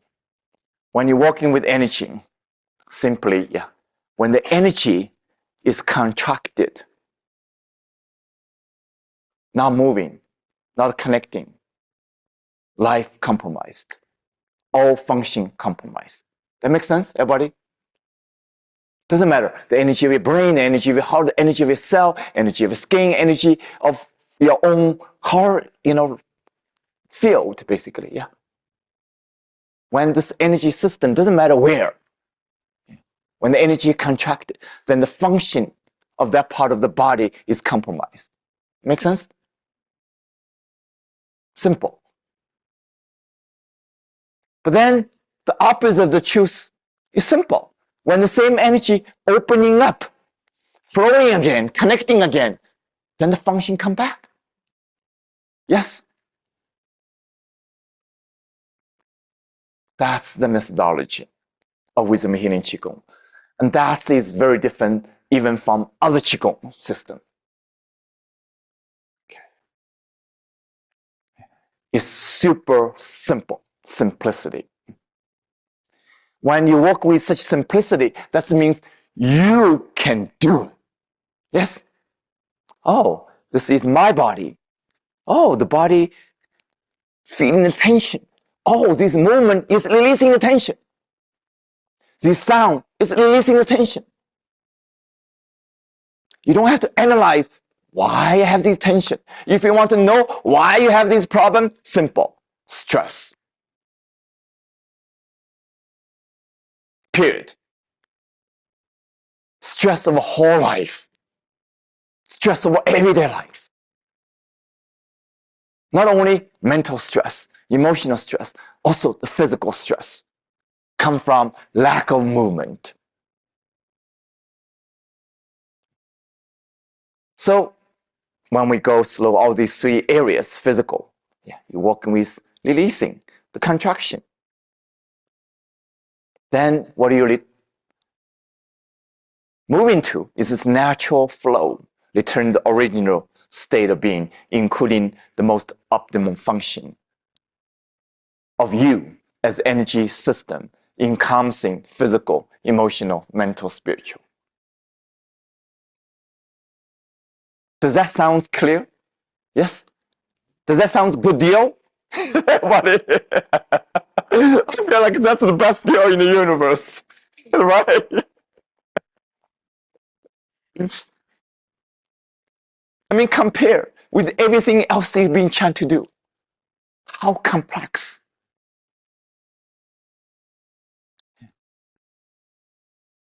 We've been missing the most important simple thing. So this diagram illustrating, again, how we can get into the simplicity.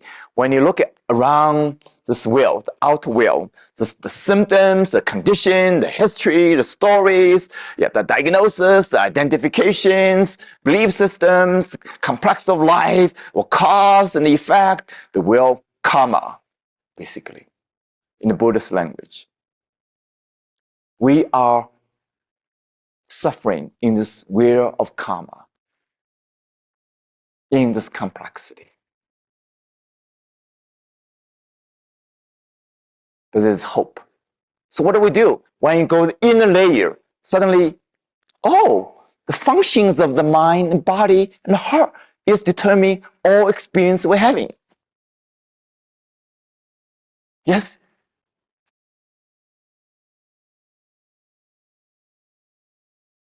But that's still complex. What kind of function of the mind? What kind of function of the body? What kind of function of the body? Still complex, yeah? That level is almost like the function medicine is doing that, right? Now we go deeper.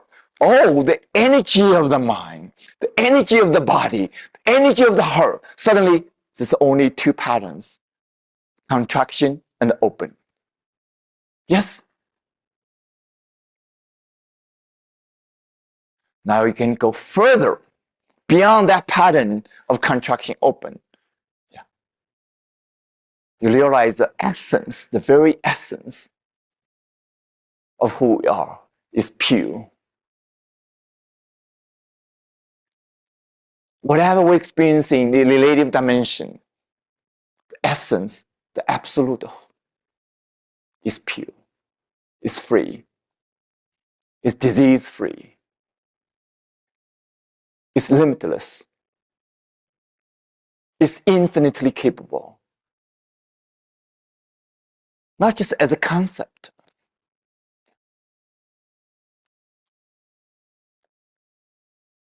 So that's the journey. Often we say the journey of wisdom healing Qigong is coming back to your own body, and that is true. But the deeper journey is you self-discover is coming back to who you are, your essence, coming home to who we are. So in the context of working with AI technology, I'm offering a new technology. This is ancient technology. It's inner technology.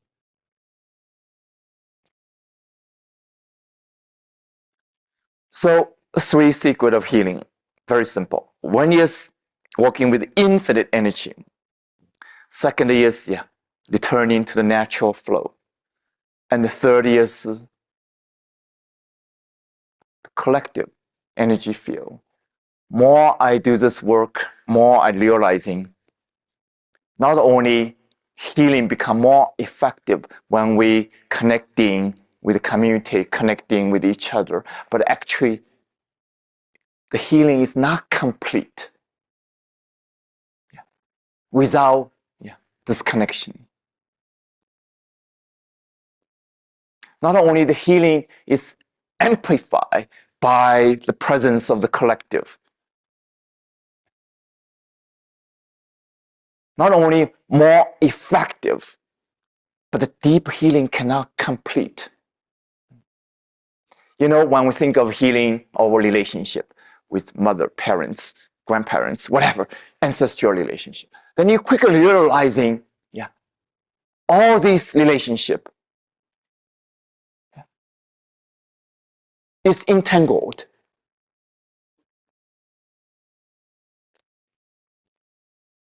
Not just your ancestor, my ancestors, our ancestors. Yes?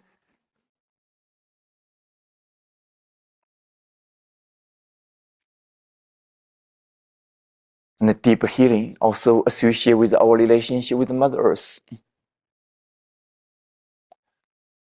So for our practitioner, we're reviewing these key teaching. And for our new friends, you can kind of, receive it as much as possible more experientially with your own body, with your heart, with your own life experience. So the 3A practice is like the map for wisdom healing Qigong. The first is called acceptance, and I have to watch out time. So I'm going to go as quick as possible. Okay. So it's about internally accepting what's going on inside your body beyond any judgment, any resistance. Honoring, like this morning we did, the body is the most sacred home. Without this body, we cannot exist as human beings. Without this body, we cannot experience life as human. So that level of acceptance, this level of appreciation. So the second is activation. Deeply, simply, using this practice, intention, concentration, sound, movement to open the energy. And the next is appreciation, the deep appreciation of your own inner journey of life, every step moving us towards healing, towards awakening. So 5 core practices. One is we did a little bit this morning so far, awakening vitality practice, kind of physical in the beginning, but quickly you're going to realize, experience very energetic. And the second, also movement, lift chap porch down method. Then sound healing practice is kind of unique to wisdom healing Qigong. Then there's practice called mind body practice and pure consciousness meditation practice. So these are 5 core practice of wisdom healing Qigong. And 3 stages of energetic development. First step is awareness connection. So particularly, mind more aware of the body, mind connecting with the body more consistently, more effectively. And the second stage is more deeper level of concentration and penetration. So your body and your mind can penetrate your body, go deeper into the energy dimension of your body. And the third is basically the outcome, the natural integration of mind, body, consciousness, energy, and with all of life. So that's 3 stages of development you can think of. Occasionally, you may have all these experiences, but we're all still in the baby stage. So living from this place, whether stage 1 or 2 and 3, that's the embodiment, that's the ongoing cultivation. So 5 pillars of inner transformation. First, again, obvious self-awareness. And secondly, most importantly, self-love and self-healing, self-mastery, eventually self-liberation. So you may notice in the S, is the capital. It's not a small s. The energetic self. When you walk with the energetic self, you discover you're more than the small s, naturally. So this image kind of representing, the visible, invisible, The roots of this big tree is in the ground. You don't see it, but as deep as the height of the tree. And the source, the energy nourishing this tree, the water, the sky, the wind, the sun, everything, that's still visible, but you're working with invisible energy. So again, this is the grandfather, grandma, one of the grandmother tree on the land here, constantly remind us, what is life, the power of life, resilience of life, and how these trees able to live more than 500 years now, beyond the average lifespan, only 100 years. It's like the living proof of what is possible.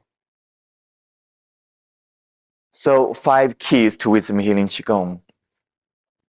I'm kind of repeating certain words, but using this diagram to see maybe more clearly. Yeah.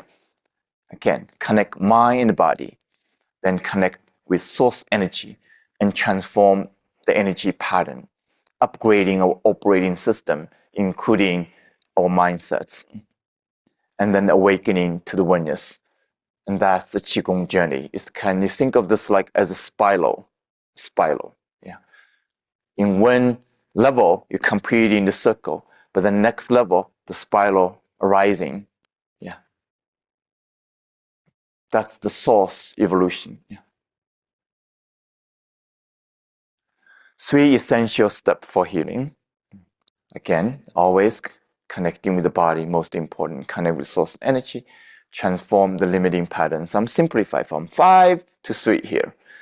And I'm not going to speak too much about my own story. I share a little bit briefly today, but quickly, it's like this journey, really summarize it. It's like I can say, using few words, it's from lost to found. Lost to found. But also I'm realizing you cannot found without being lost. I think that's part of our human journey. Yeah. So I'm honoring this experience of lost, as many of us still experiencing. Yeah. It's part of that journey. So it's not about getting rid of loss. It's not about one thing is better than other thing.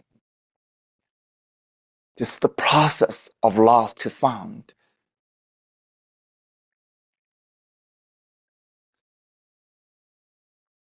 So the way I'm teaching, in a way, is kind of unique. I don't have a time to speak about it.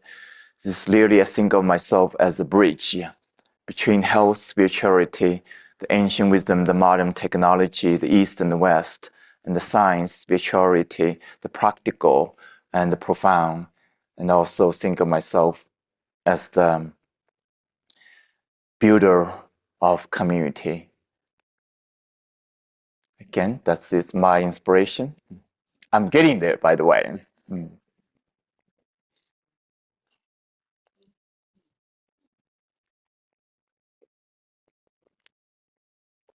And I'm saying getting there, this posture, full lotus position, able to do this. I couldn't do this 10 years ago. I couldn't do this when I was 10 years old, right? I couldn't do this even 5 years ago. But the fact now I can do it. Isn't that a miracle? Isn't that amazing? I'm supposed to be more stiff. I'm supposed to be over aging, declining. I'm supposed to give up this idea. Now I'm more enthusiastic, more passionate about this than 20 years ago even. I mean, is this crazy or not, right? So in my life, I discover so many gifts as a surprise, like archetype. I lived as artist and discover the healing ability, become a teacher, become a leader, visionary, and also become a steward of the land.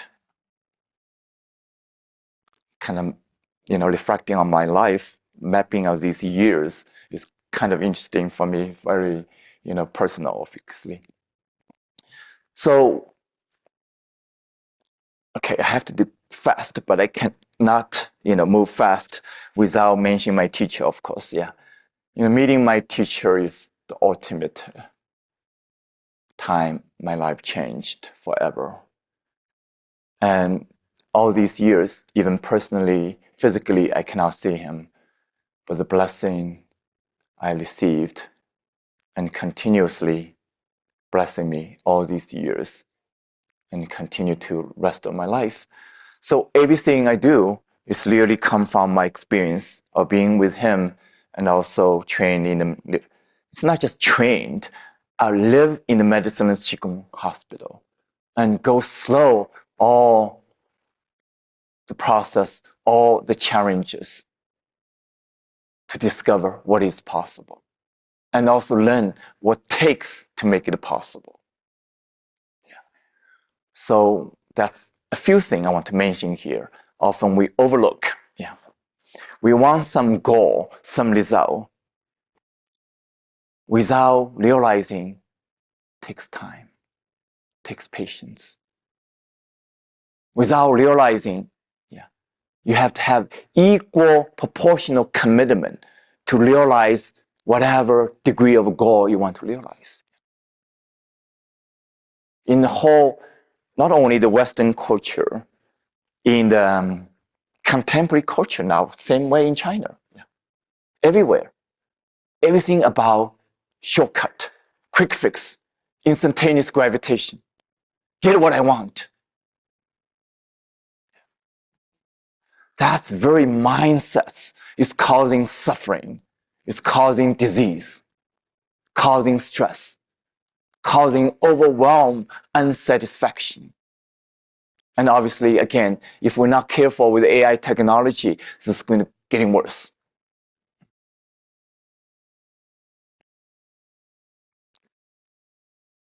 And another one I'm realizing for my own life, yeah, the guidance, the importance of the guidance of the teacher, as well the support of community.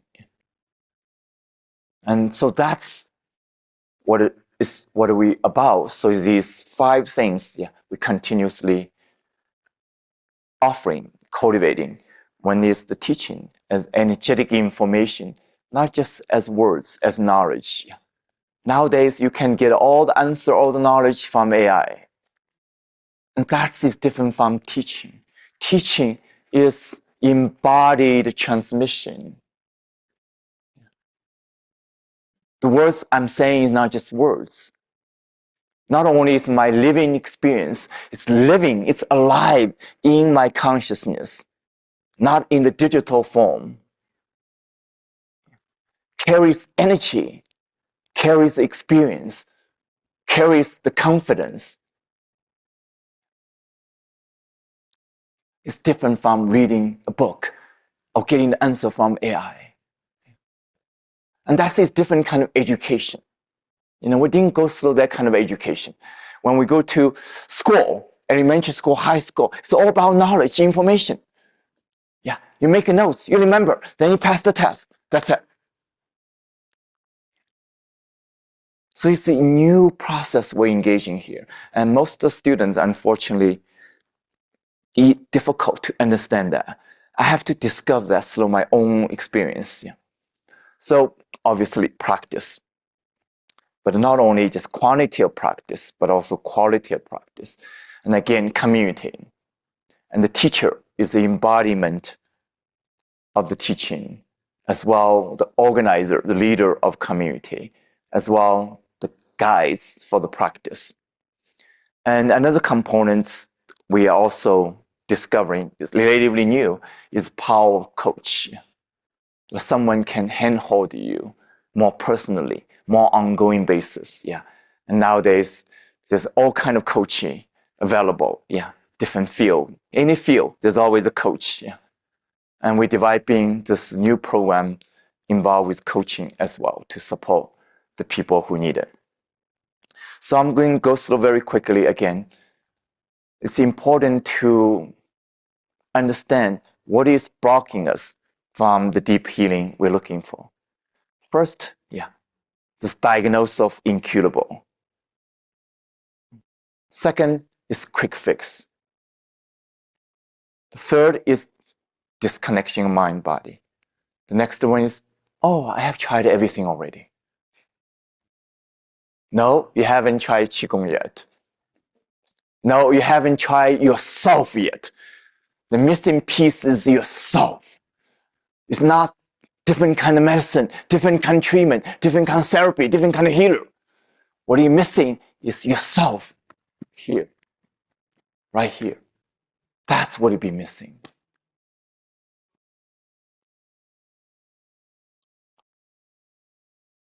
few more, the complexity. We're always seeking for complexity. Then another thinking is transactional. I want that result. How long it takes? How much money cost? The question is how much you're willing to do to realize the goal, if that is important for you, meaningful for you. It's not about how much you're willing to give, how much you're willing to engage. That's the ultimate question.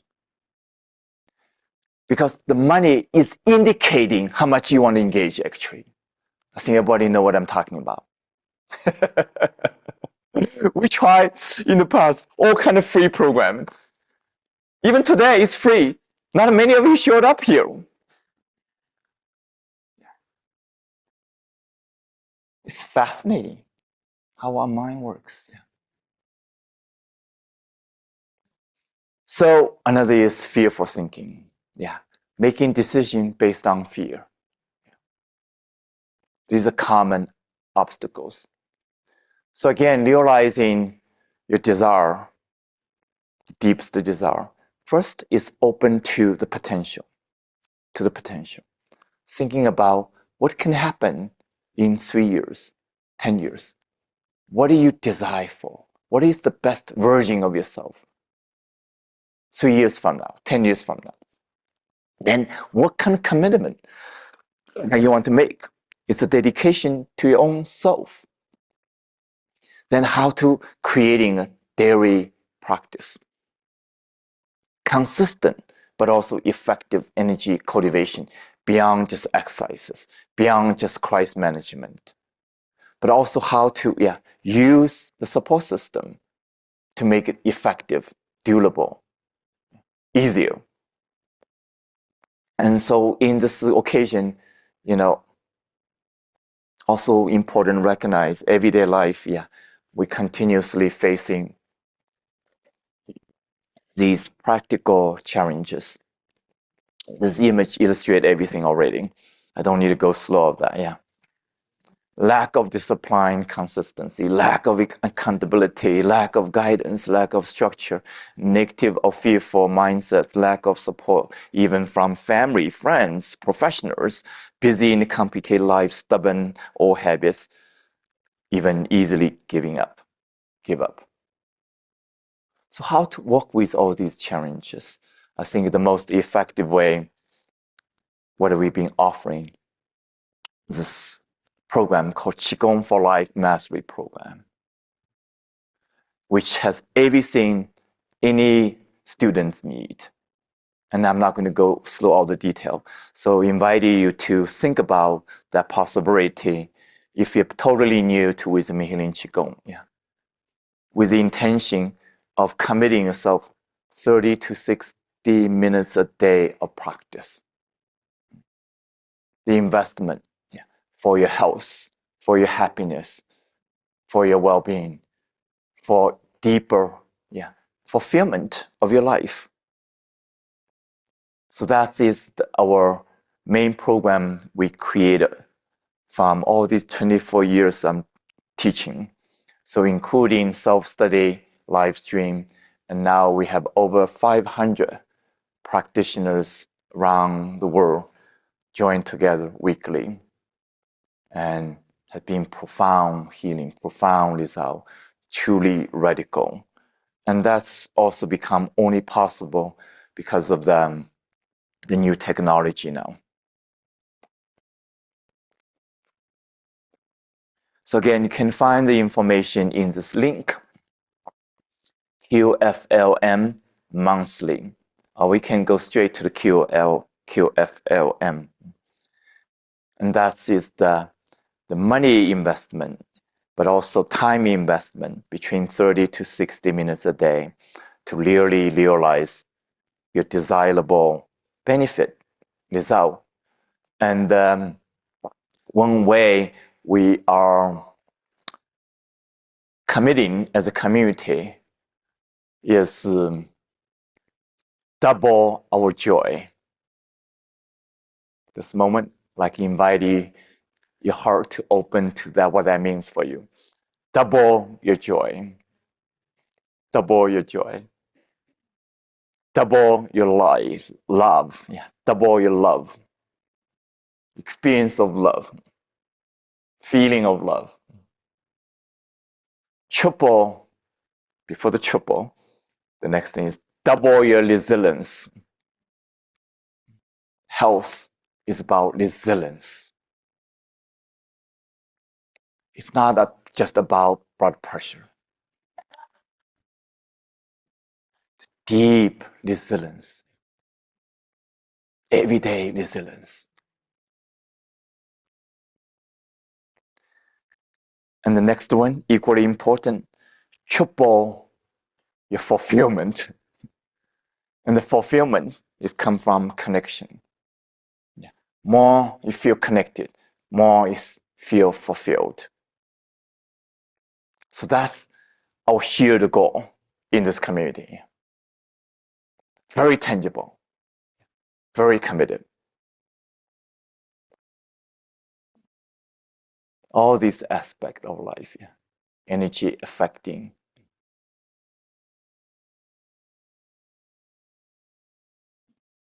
That's the lotus flower, yeah. That's the logo of the Qi Center, logo of Wisdom Healing Qigong. It's also a logo here in the center here. It's a mandala, living mandala. It's a lotus petal opens up from Guanyin, opens to different direction. So again, it's like gardening, yeah.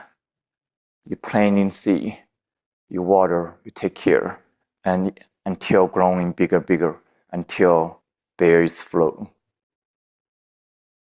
When we think of life as gardening, such a beautiful analogy.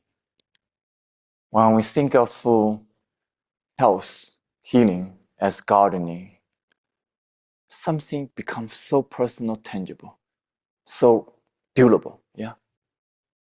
When we think of spiritual awakening, it's also gardening. You're nourishing your soul. Just bring this home, yeah, for me, yeah. So the mastery is not like just mental mastery, not just mastering the skill. It's master yourself, yeah. Master your energy, master your life. It's a very different kind of mastery. So alchemy ultimately, again, yeah, we born this way. Now, how long we can maintain this way? That's my commitment to the last breath of life. I'm announcing this publicly now, so now I cannot shy anymore, cannot take this away anymore.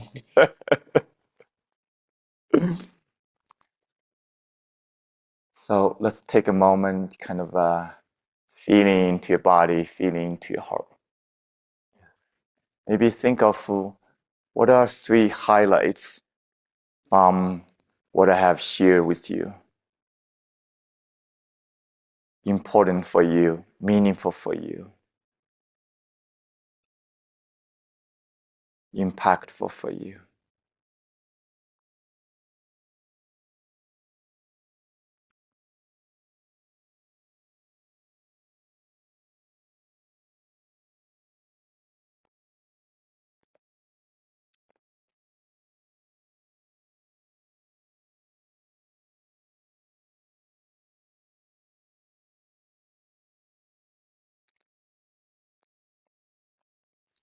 So alternatively, everything I have shared so far is from my experience, yeah. How Wisdom Healing Qigong, how this strategy, framework, cosmology, methodology, method helped me to work with the energy, discovering who am I, but deeply also nourishing all level of my being. When I do Qigong, my body feel nourished. When I do Qigong, my heart feel nourished. When I do Qigong, my mind feels nourished, satisfied. When I do Qigong, my spirit, my soul, uplifted.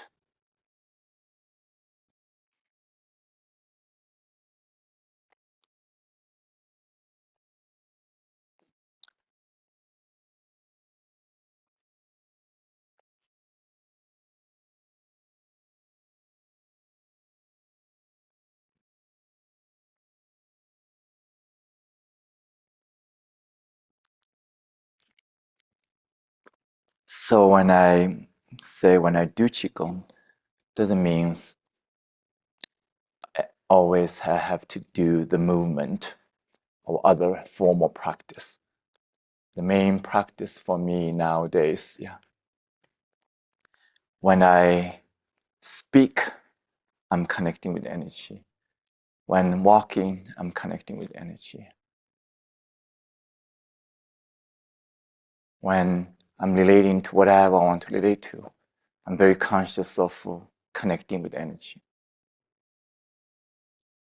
And after all these years, it become possible now. More than 30 years of practicing and teaching.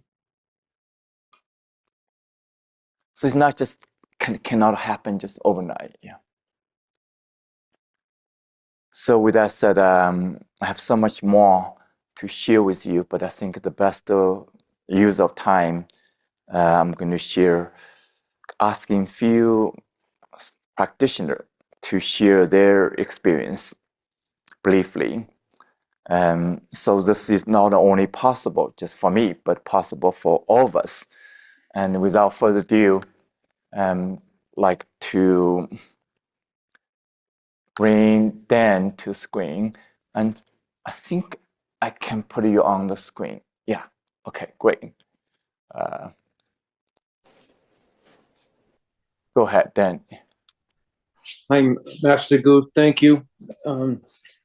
So honored and happy to be part of this day, and so appreciative of this time that you've given us to just enjoy all this information and to go over everything. And my experience, again, it's always a little difficult to approach this of such a long history of congestive heart failure, which is kind of an enigma in itself. 38 years old was the first time I ended up in the hospital, and they told me those words. I had congestive heart failure, and the outcome wasn't going to be good. I don't know if they thought I would even be going home, but I did battle back from it. For about a decade, I got better and better, and almost to a couple of times into a normalized place of my heart function. And so that was kind of mysterious to the doctors. I didn't understand why, how I got there. If I just can go back, my earliest memory in life was an image. I don't even know if I was speaking yet, but it's burned into my mind of a late spring, early summer day, blue sky, white puffy clouds. I could still smell the flowers in bloom, nature all around me, and it just screamed to me creation. And I always, all my early childhood, I spent every waking moment I could in nature, hiking and being in nature. And eventually, when I hit about 50 or so, I kept having recurrences of congestive heart failure coming back, my heart function going down. The first time I was in the hospital, the ejection fraction was 15%, which is not good, to say the least. So I had recurrences of this going down to about 20%, go in the hospital for a week or so, or almost a week. And I would battle back I'd go home, and as soon as I could, I would go into nature and try to walk, even if it was only 20 feet at a time. And I'd go back the next day and maybe a little more. And eventually I'd get my heart function and get better again. And maybe a year or two later, the same thing happened. This went on for about a decade or so. And the last time I was hospitalized was we moved from Rhode Island to Arizona. about 6 years ago. This is our 6th year. And 3 years ago, I ended up in the hospital again here. And they were treating me as an end-of-life patient. They took out 1.5 liters of fluid out of my abdomen and had me prepared that this is going to be your life now. You're going to have to keep coming back, and this is going to keep happening, and we'll do this. And when my wife and I left the hospital, the drive home, I just had a big smile on my face, and I knew somehow that things was going to be a turnaround in my life, and something was going to change. Excuse me. And I had watched a Greg Braden video, and it was all about what Master Mingtong was talking earlier about these tucked away places in the world, and people lived through 250 years, and unexplainable. And he theorized that it was a belief system. That they didn't think they were going to grow to a certain age after working and then just have a disease and die. So that wasn't their preconceived notion. And it was a missing puzzle piece. And at that same time, I had been watching videos I didn't even know there was Qigong. And then I found Master Mingtong's videos. And my wife, a little after that period, after that hospitalization, she said that, well, you know, that man that you watched, the Qigong, he's having a mastery class starting. And I immediately said, sign me up. And this is my 3rd year. I haven't missed a day of practice, and my quality of life from early on, just a couple of months into it, I could feel a change inside of me. And not only was I getting better, like had repeatedly happened to me probably at least 6 or 7 times over that decade, ending up in the hospital and coming back and getting better, but never feeling well. And for the first time with my Qigong experience, I don't feel like that piano is over my head, and I'm waiting for it to fall on me again. And every day, the quality of life that I experience just got into a place where I never thought would happen again. When we were driving to Arizona, I didn't even think I'd make it to the house that we were going to live in. I didn't think I would survive.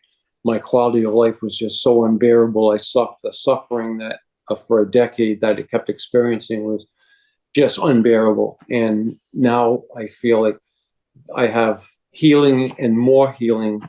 And even just recently starting this, the 3rd level, level 300, the intensity of what I'm experiencing with my practice daily, doing all the movements are the same, and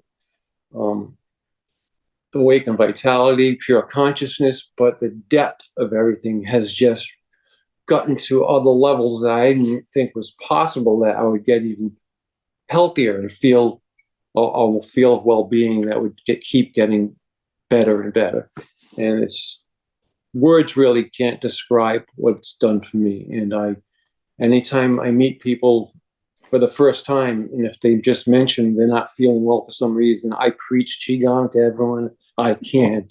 And because I want people to understand that this is available to them. And I really, Master Mingtong, again, thank you so much. Yeah, if I had a choice, I'll have everybody practice Qigong.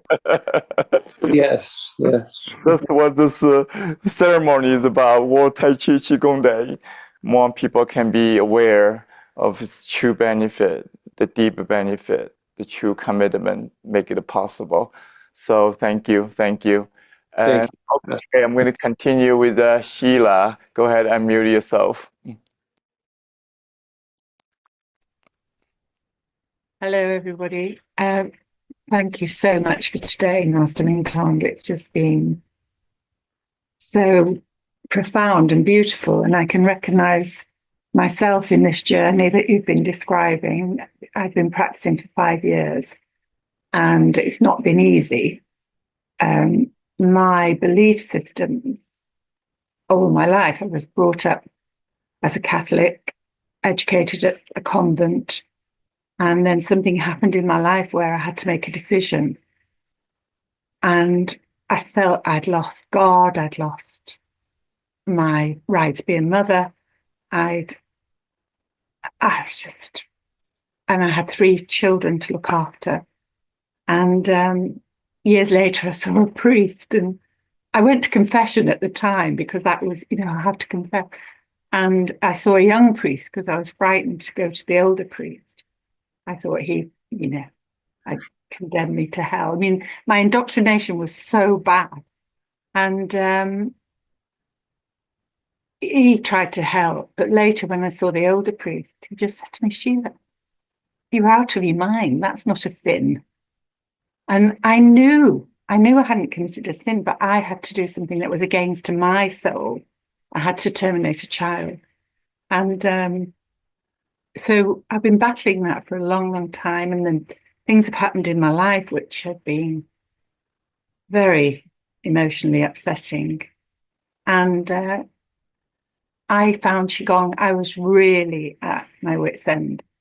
And I knew I wanted to be. I was such a happy girl. I loved going to church. I loved God. I loved Jesus.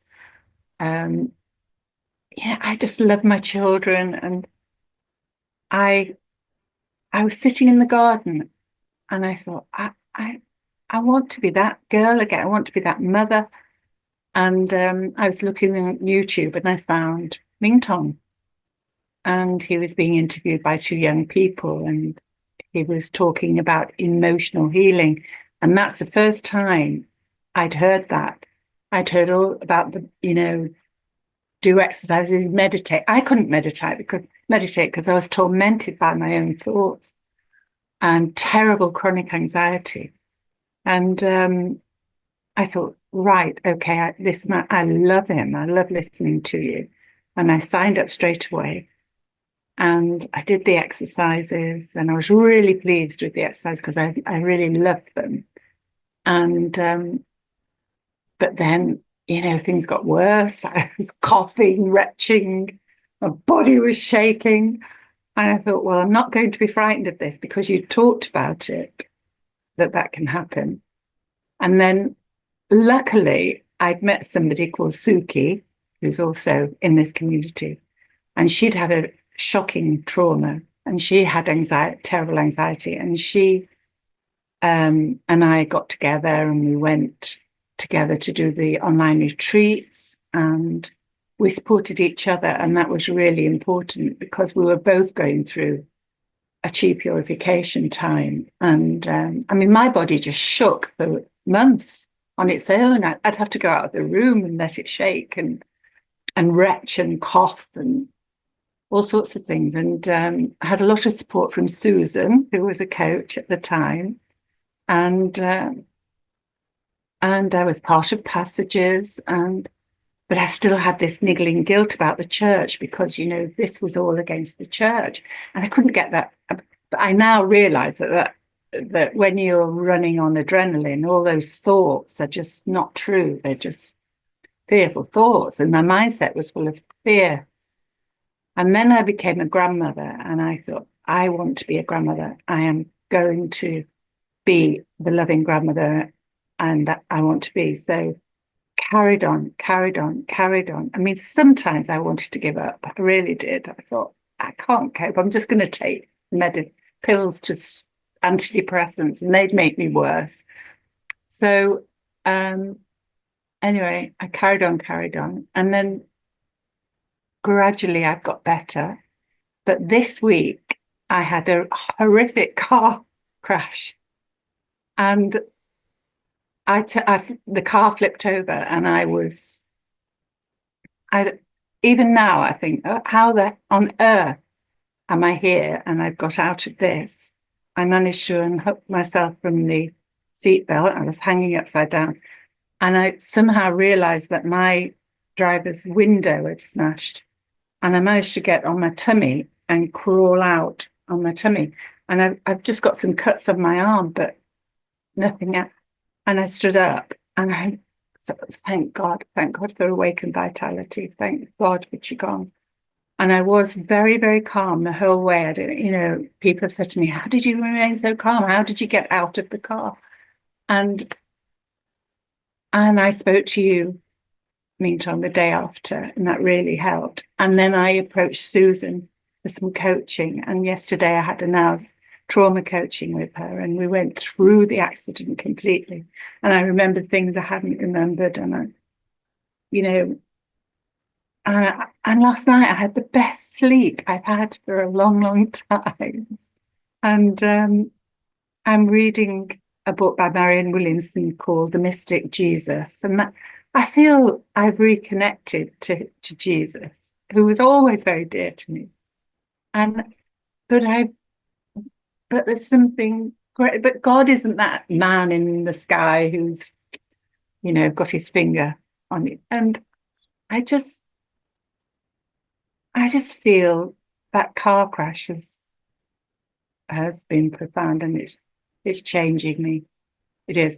I still have the sensations in my body, but I think my body's been like that for so long that, it will catch up. It will take time. And I have been feeling very bruised and battered because it's only 3 days ago, and I've been feeling tired today.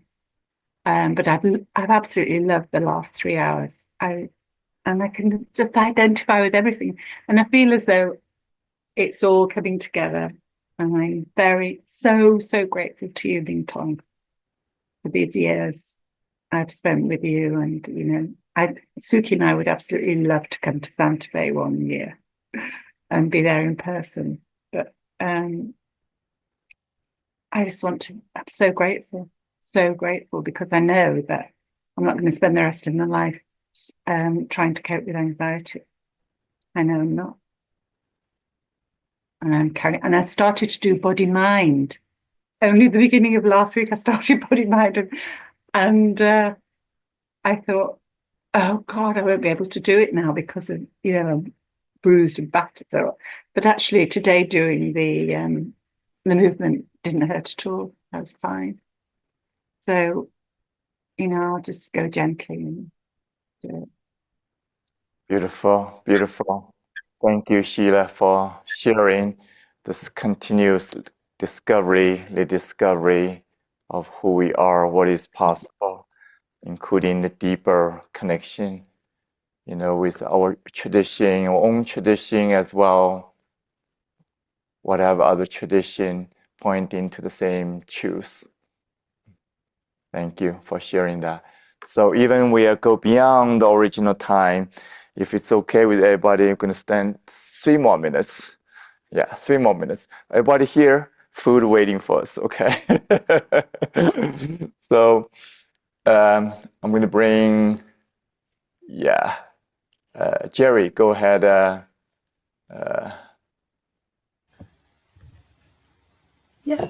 Unmute yourself. Okay, see if I can find you here. Okay, here we go. Go ahead. Well, Master Mingtong, I thought this was a wonderful, I don't know what you call it, webinar. I've been to all the webinars. I'm constantly at them. But I found you, after doing so many things, I had scoliosis and I also had asthma. I don't think I ever mentioned that, but I did. And in 1990, I was diagnosed as having Sjogren's syndrome. And I know a lot of people with it, and I've seen them and watched them up close and personal. And I'm sad because they're deteriorating rapidly and having really horrific things happen in their bodies. And I remember when I was diagnosed, I went to a rheumatologist, and I had been doing Tai Chi, quite a bit of Tai Chi at the time in the 90s. And then I made up this form for kids that I did every day. And I would say to him, well, I'm not feeling as bad, but I did have many symptoms. But they weren't too terrible. And sometimes they would be terrible, like 8 years of migraines, skin eruptions, mouth lesions, irritable bowel, all kinds of stuff that I just don't even think about anymore. And I just don't even say to people I have Sjogren's, because I don't think I have anything because of my experience with you. I found you in 2019 when my mom, who I really took the best care of for years, both emotionally, physically, socially, every way, I was pretty much her everything. And my husband had died in 2013, and then my mom got worse and I was caring for her. And then my son, who lives with me, has a lot of things that are, I wish he would, he hears me, he hears you in the kitchen when he walks in, and I'm always wanting him to do this. And he said to me last week, I know you think that if I studied with Mingtong, I'd get better. And I said, yeah, I do think that. But in 2019, when my mom died, I got mysteriously, violently ill, throwing up and going to the bathroom until I was on the floor, and would come on. It was crazy. It came, I never had this before. It would come on suddenly, last about an hour. My entire body would be depleted. And it happened 11 times in a 4-month period. But at the beginning, I didn't know what to do, but I remembered saving an interview of you with Sharon Salzberg, who is a meditation teacher that I studied with. And I really liked Sharon. And she used to come to Madison. I'd study with her. So I thought, oh, I'm going to watch this video. And I thought, who is this man? I am intrigued. And I signed up for a retreat after talking to Otis, and I came in October. I think you were teaching pure consciousness that week. And I had never done anything that you'd taught except maybe a little bit of Awakened Vitality that I found on YouTube. And I was kind of stunned. There were things I didn't understand yet, but I had a lot of meditation background. I had a lot of Tai Chi background, and I was a dance major and a dance teacher. So I've always been in my body. The day I came to the Chi Center, my shoulder was a wreck. My hips were a wreck. I really didn't feel okay. I couldn't hold my arms up. I couldn't really turn. But on day 3, there wasn't any more pain. My hips were better. My shoulder was better. And then I just decided to sign up for QFLM while I was still at the center. And I had this amazing week. And I came home and I started telling everybody. And, of course, people didn't understand it. People in Tai Chi didn't quite get it, even though I studied Qigong at the Tai Chi Center of Madison. I don't think they exactly knew what I was doing and why I was so happy. But I think the biggest thing for me is finding not only a home in myself and learning to love myself, which you've been highlighting like crazy this year. And I think, wow, this is it. But not only that, it's about finding community and practicing in community. So I practice with the Lotuses every day of the week. Hillary Perkins had started a group maybe like 5 years ago or something. I don't know. I joined it, and then I just showed up every single day of the week, except Sunday when I'd go to a local Sangha. But I felt like my body was healing. At the dentist's office, the hygienist said, gee, Jerry, the whole inside of your mouth is okay. I don't see the lesions. I don't see all the lichen planus in there. I have no migraines at all anymore. I'm going to be 79 in May. I love moving. I feel the fluidity.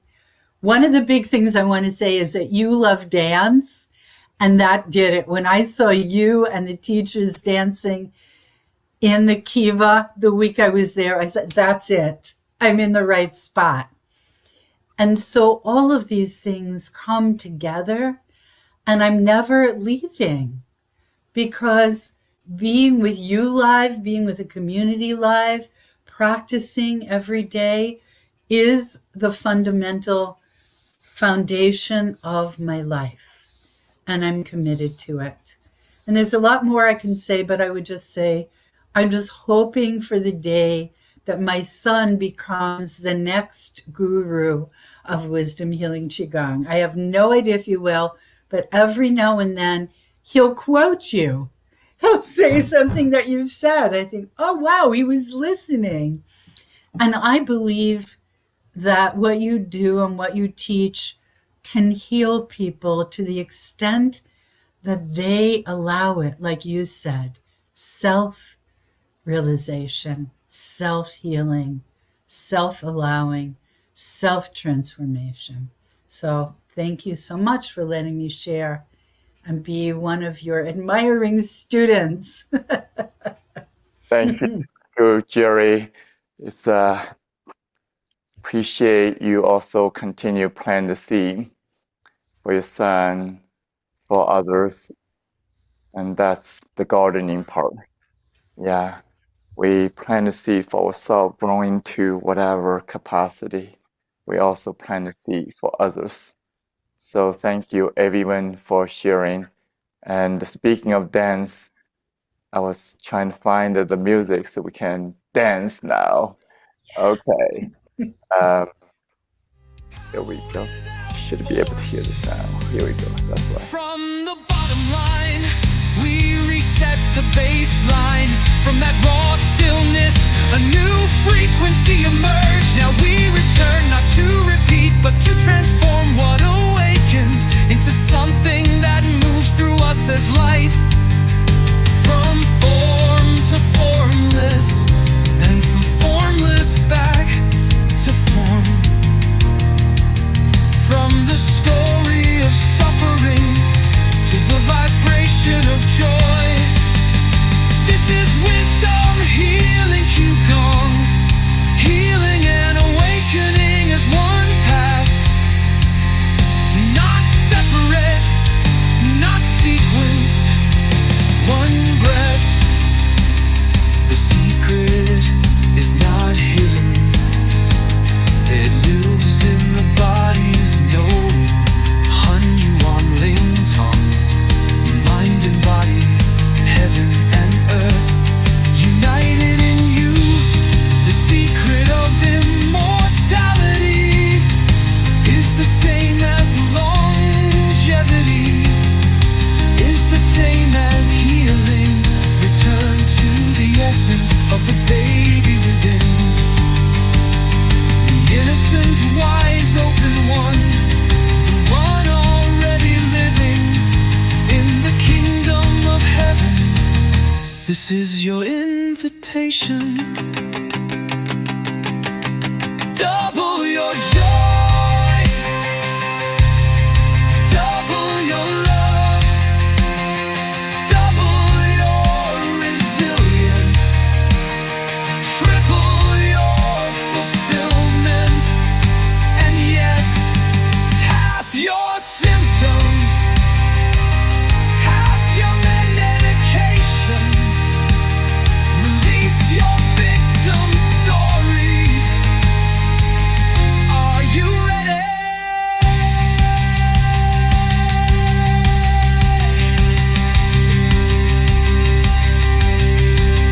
To join the tribe of the ancient radical, to walk the journey no man or woman has gone before, to return not as who you were, but as who you remembered you've always been. Let's walk each other home. Welcome home. Welcome home. Welcome home.